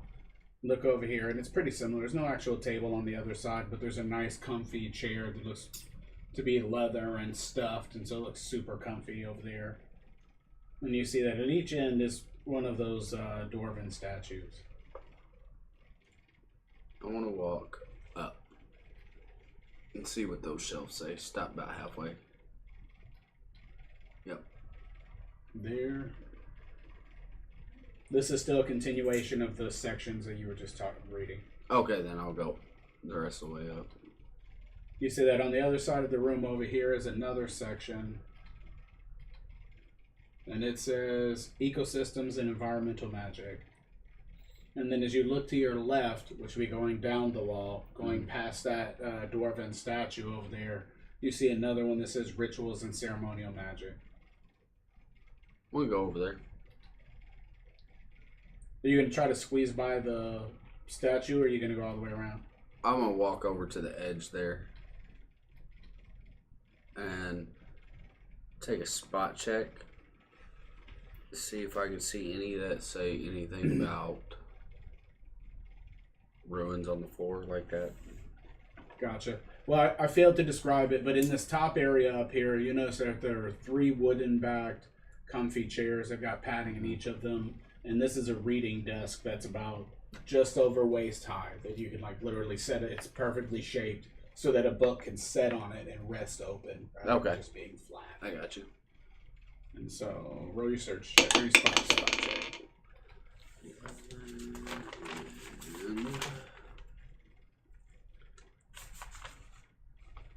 So that's 14, 15.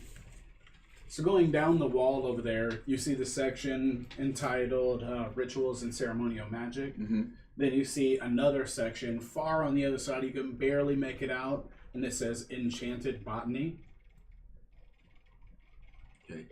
And that actually completes this whole side over there. I got you. So from looking at it at the bottom up to here, you've read off all of the sections of this half of the room.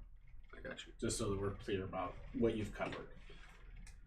Hey, Donovan, I might have found something over here that might correlate with those symbols in the floor. The statue's right here in the way, so I really can't get to them to search, but possibly something on the magic floor thing. Okay, give me just a moment. Yep. So on your side, Daniel, to round out the list, you also see a section that says Rituals and Ceremonial Magic and Enchanted Botany. They're not very large, but they're orchestrated in the same place on opposing walls. And then you see another one that says Folklore and Mythology going up into that top section, and one on the bottom that says Astronomy and Celestial Bodies.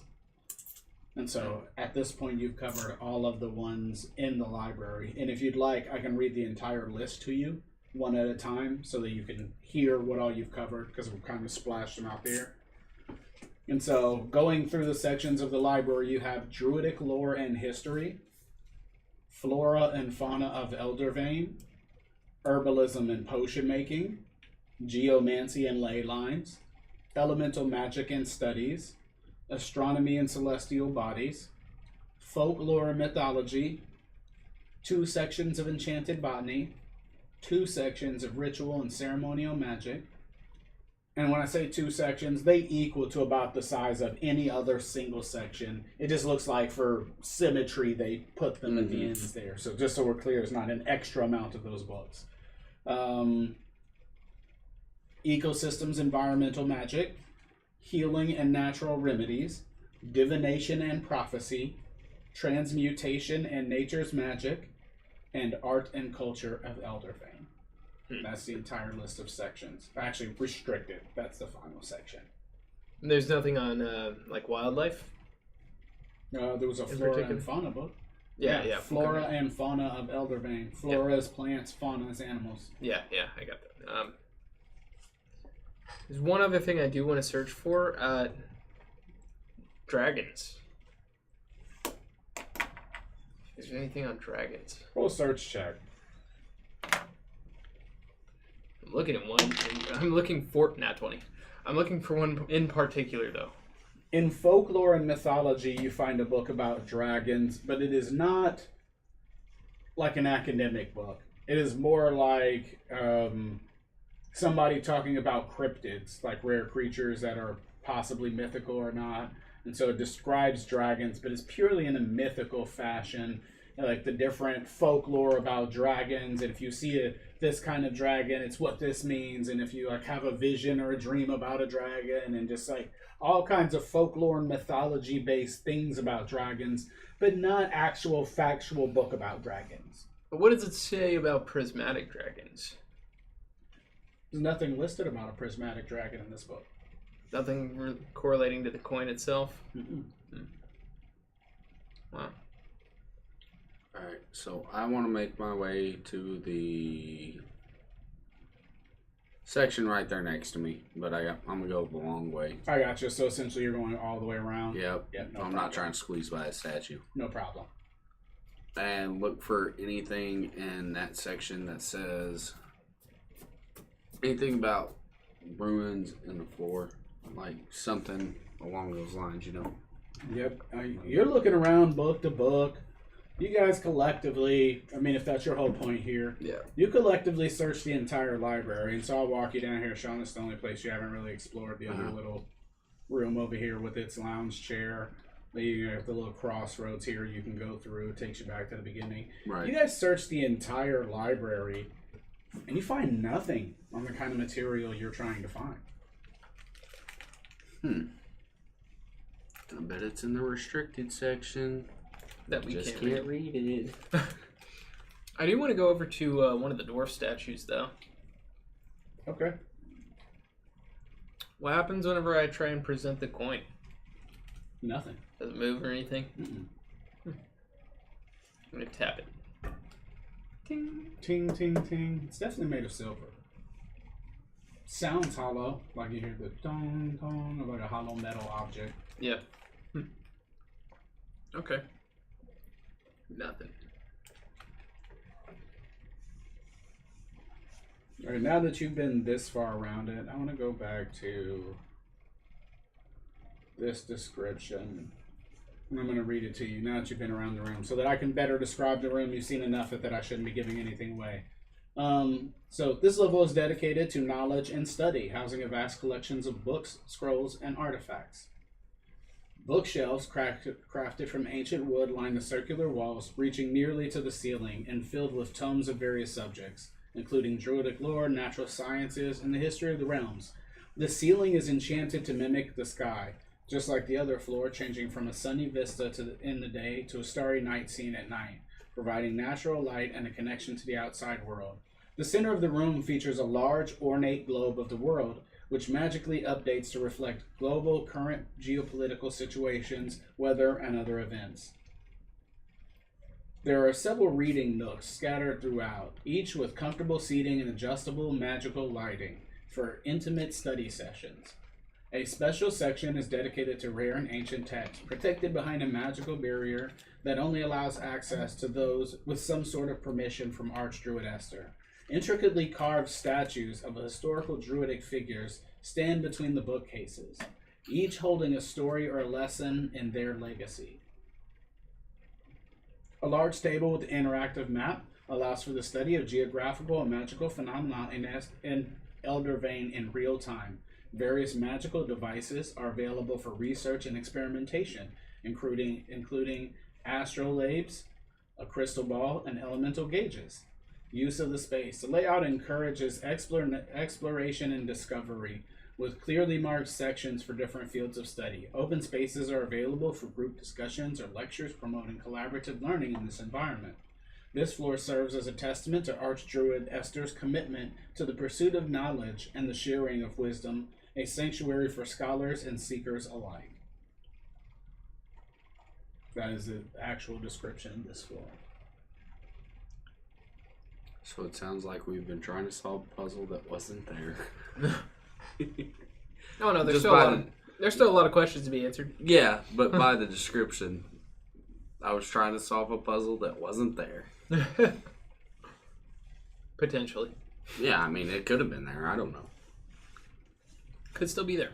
Yeah. Well, to be fair, the description said nothing about a glowing green magical field in the middle of the room. Yeah. It noted almost everything else but that. That's true.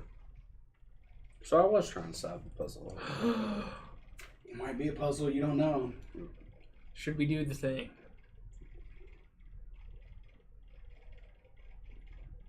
You guys got like a magical handshake you gonna do or something? I don't know what thing he's talking about here. Do I do the thing?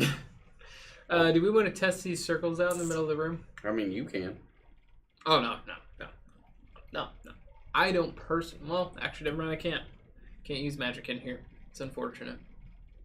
I was going to summon another rabbit. Poor rabbits. You tried magic one time in here and now it's all, oh, can't use magic. I mean, that's what I'm guessing. And you don't actually know that, unfortunately. So He told me. did he? Oh, Yeah, okay. he told me he tried to That's detect right. I magic forgot and you it said didn't that. work. So, Yeah, yep. but Well, you don't. I mean- But you don't know how that feels. Nope. You don't know how that is. Sure don't. You don't know how that is. You don't know how that feels. You know how magic works. Don't judge me. So, what are our options here as far as continuing on? We could go All right, one last question. up or back down, correct? I see how there's essentially like almost 5. It's sectioned off to 5 different rooms as well. You got the forbidden one at the top, right? And then you got the upper left, the upper right, the bottom right, and then the bottom left sections. And yes, there are hallways in between them. But are each of those sections like correlating to something specific or a more specific topic, I guess? Didn't mean to hit escape there. I don't see the section you're talking about. Unless you're talking about the restricted section. Well, you've got the restricted section in the middle on the top, Yep. right? And then the top left where the couch and stuff is. Like, that's almost its own boxed off little The room. 4 statues? Is that what you're saying? Where the 4 statues are? Yeah. It's more relay Pretty much. application. Hopefully it doesn't mess up the stream. Hopefully not. We'll see.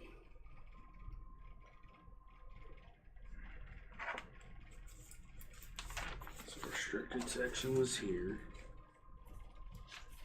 Number 1, 2, 3.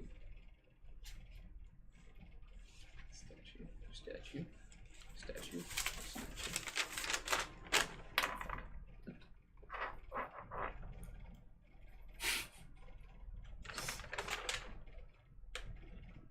Pretty close. You see what I mean? Yep. And the whole room's a circle? Yeah. And if you draw a line between the restricted section and all the other statues, you get that that same star symbol with 5 You points. guys are actually looking around now, huh? With 5 points. We gotta be missing something obvious somewhere. I mean, granted, in the restricted section, there's 2 statues in the front, but you know. Yeah, but still. The restricted section itself is the books in the back. In my opinion.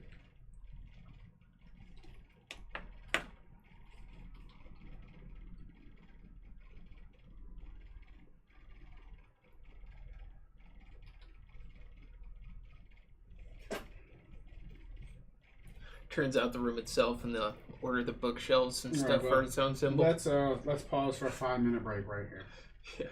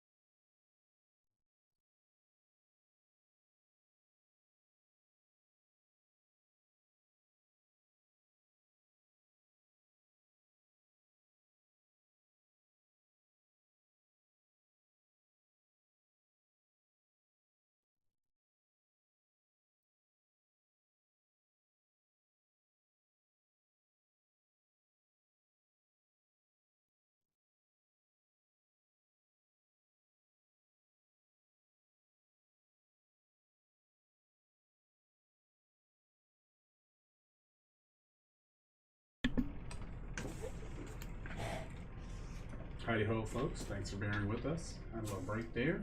And so we're still on floor 4, the library. What are we going to do, Donovan? I want to go back to the book with the symbols in it. You mean in the restricted area? Yes. All right. Or no. The one we were using to try and identify Drovius's symbol. Then that means you've still got that I've book. still got that book. Yep. I'm going to meet up with him. All right, so you go around.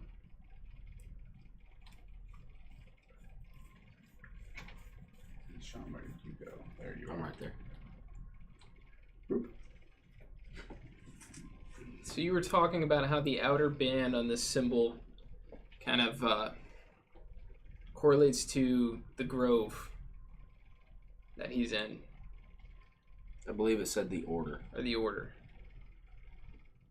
Let's try and possibly break down the other symbols in here, because maybe it's just a bunch of symbols slapped together to make one whole symbol. Well, I looked at the one, I pointed out the one that would be at 12 o'clock. So, the one directly top. I looked at this symbol and flipped through the book and tried to find this symbol alone, and I did not find it. I had that same thought earlier. I'm just saying, let's break it down. Okay. We've got the star. That's got 6 points. It's the 2 triangles inverted. Let's look for something that's like that in this book. Yep, and so you see that there are 2 down triangles and 2 up triangles in this symbol. Mm-hmm. So it is a double inverted triangle, and they are interwoven specifically, just so you can see that. And so where are you going to look? In the book of symbolism that he had. I gotcha. That should be that book. Yeah, you don't find anything as far as the symbolism on his seal that is relatable to anything in that book. Nothing Nope. at all. You guys spend 10, 15 minutes sitting there flipping back and forth, looking at it, looking through the different sections, going by elements to see if it's the elements. It's none of those.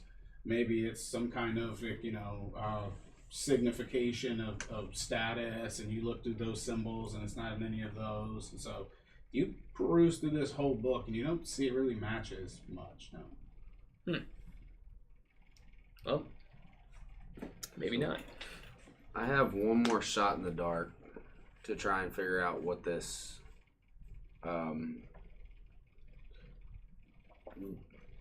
thing on the floor is, the green circle. Yeah. What if we pick up the staffs? There's 5 staffs, there's 5 circles within this one big circle ruin thing. What if we pick up a staff one at a time, take it around to each of the circles, and see if something happens? Sure. Try that. Go back over there to the table. I mean, are you wanting to interact with the circles, or just kind of put it near it, or? Put it near it, see if anything starts happening. It glows a different color. It tries to pull it in. Anything. Okay. And so in I don't want to just particular, place stuff and it be wrong. There are the staffs you're looking at. Yep. So the green one, which will be the closest to the edge of the table there, I want to pick it up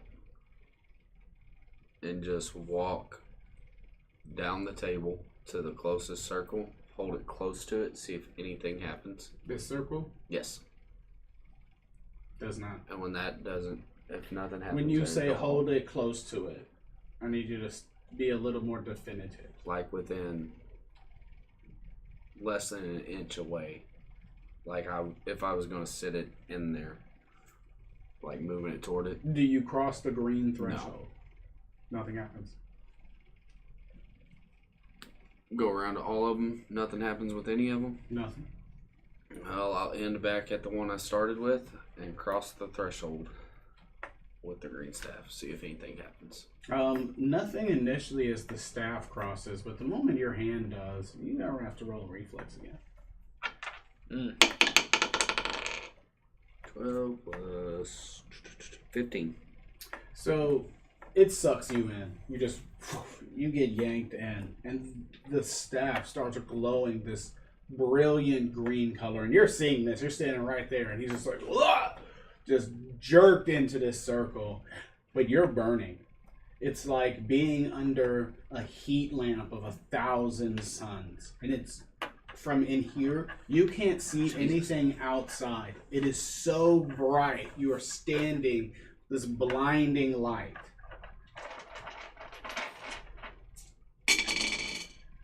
You'll take 14 damage. Okay. Ouch. Try and get out in some way. Roll strength check. 17 plus 2, 19.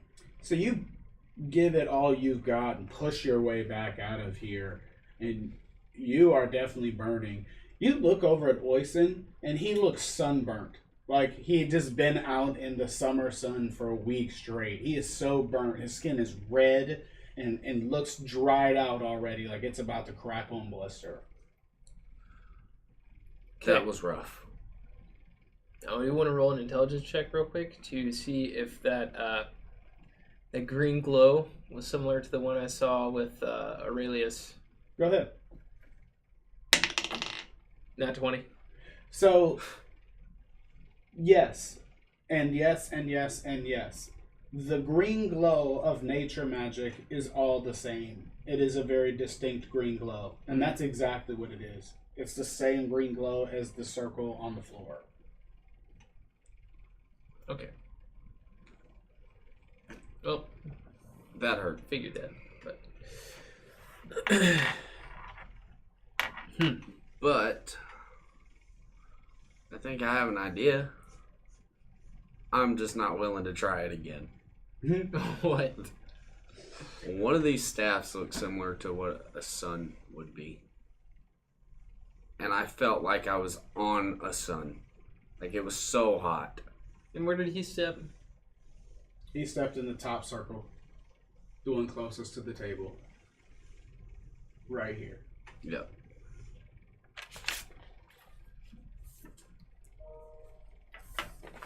Well, this is probably a dumb idea, but it may get us somewhere. You have any rope?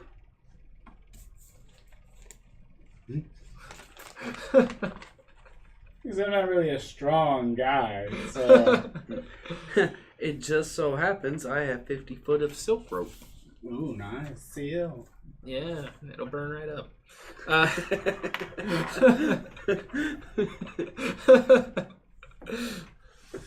Is that fireproof seal?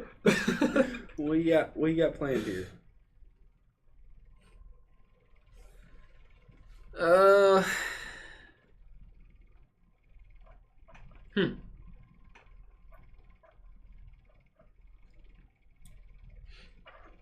Maybe it won't affect me as bad because I'm cool. And I do the nature magic stuff too. I mean, Because I'm cool. Yeah. That's always a reason I have resistance to magical power. But I'm cool, though. But I'm cool, guys. I got the coin though. yeah. I I mean, got the coin. How many places do you think that coin works? Obviously in this room. my guess is if the staff goes in the correct spot, you don't get hurt. That's my guess. Where I got that from? Out of my rear, but I mean, there is one shape. So let me like get this a right. sun. It didn't do anything to you until you actually stepped into it. Well, as I was putting the staff in, I got sucked into it as soon as my hand crossed the threshold. And when it sucked me in and I was standing there, it felt like I was just burning. Couldn't see, it was so bright. It was like I was standing on a sun. That's an interesting response. Well, that does not sound too good. It really doesn't. So what are the 5 elements exactly? Well, fire, water, earth, air, and the last one? Well, as a druid, you're taught spirit. Spirit. That's where the magic of nature comes from, is from spirit. Gotcha. But the paladins say light. And then light. They consider the fifth element to be light, not spirit. But Although yeah, I'll say you're spirit. referring to Spirit. the same thing. Yeah. Like they're not two separate things. Yeah. You just call it one thing, they call it another. You guys call it spirit, they call it light. So we have an orange staff, fire. Yep. It corresponds to all the elements. Blue staff, water. Green staff, earth. The And then- yellow staff, It's light. Or light spirit. or spirit. And the pink staff is air.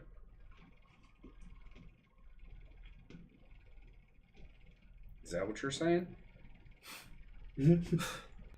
So when you say it out loud, I'm not sure I'm so confident. I mean, I'll have to guess. Yeah. We'll go with that. Alright, well, grab the yellow one and put it in the top circle. I don't want Alright.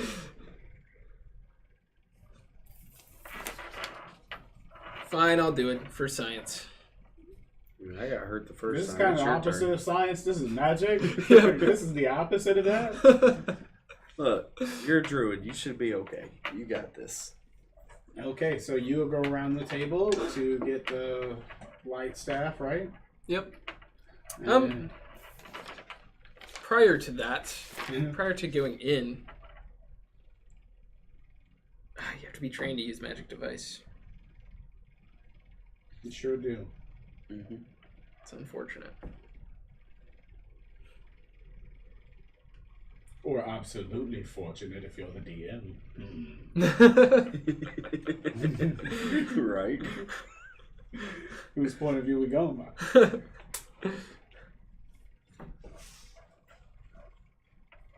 I think you might have to use the staff before going into the circle. I mean, that's my guess. Just put the staff in the circle. Okay. That's a little forceful. It is. I'm going to put the staff in the circle, but rather than holding it while I do that, I'm just going to drop it into the circle. It just goes ka-ting, ka-ting, ka-ting, ka-ting, ka-ting. Bounces on the ground a couple times as it lays across the circle and outside. Fine, then I'll grab the end that's not in the circle and then I'll just pull it back out. Okay.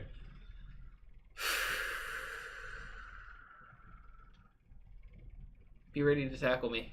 I got you. Now step into the circle, specifically the top one. So, the effect is doubled for you. The staff lights up and it becomes a star in its own. It's just like blinding you, and you're just in this force field of light just beaming down like the worst tanning booth on the planet times 1,000. And so, Oh, that's nice.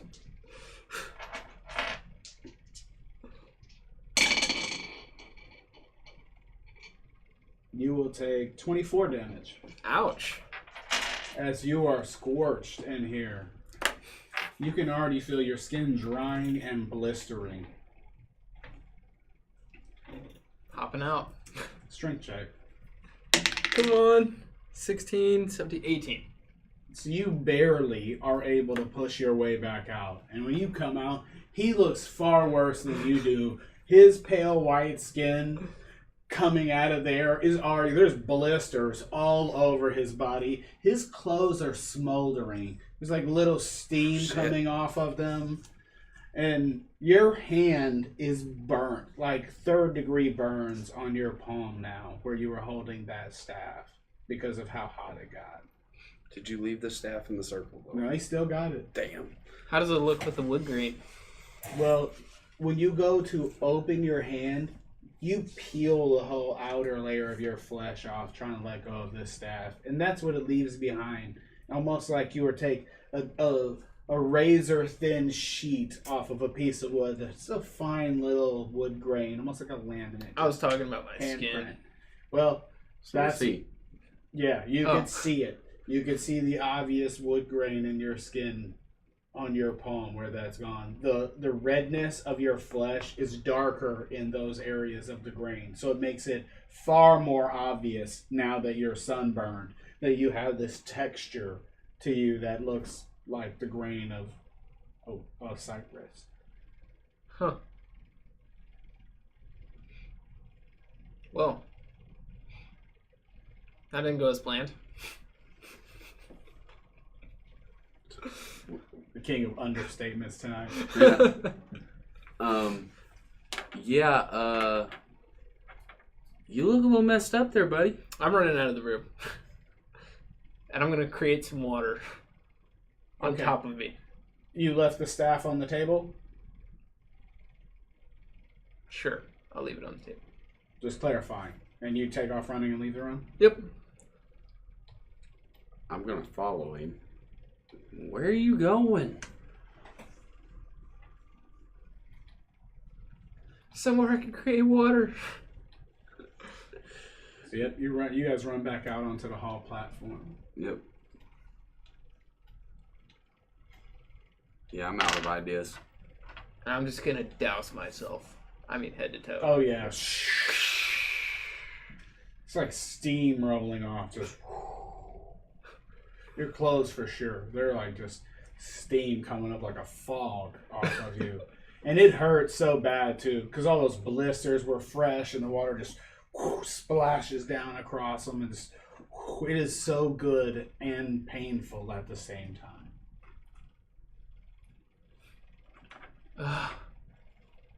So much better. It's so much worse at the same time. Just need to sit down a minute.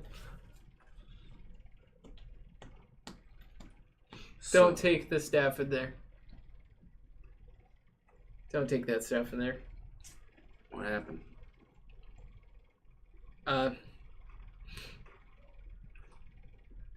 Same thing that happened to you. I just think it was much worse. Looking at you, I'd say so. It's much worse. Would not recommend it. So, my guess is the staff does go there then. Just not with the person. That's what you got out of it, huh? Yeah. I really don't know. Did anything happen to the staff? Does that look burnt up, toasted? No, not a thing. Huh. Pristine. I mean, including the green one that went in with him. Looks fine. Yeah, I'm completely out of ideas, buddy. Unless we go back to the third floor and find something there that corresponds. I have no more ideas. You guys have spent a greater portion of the day here in the library.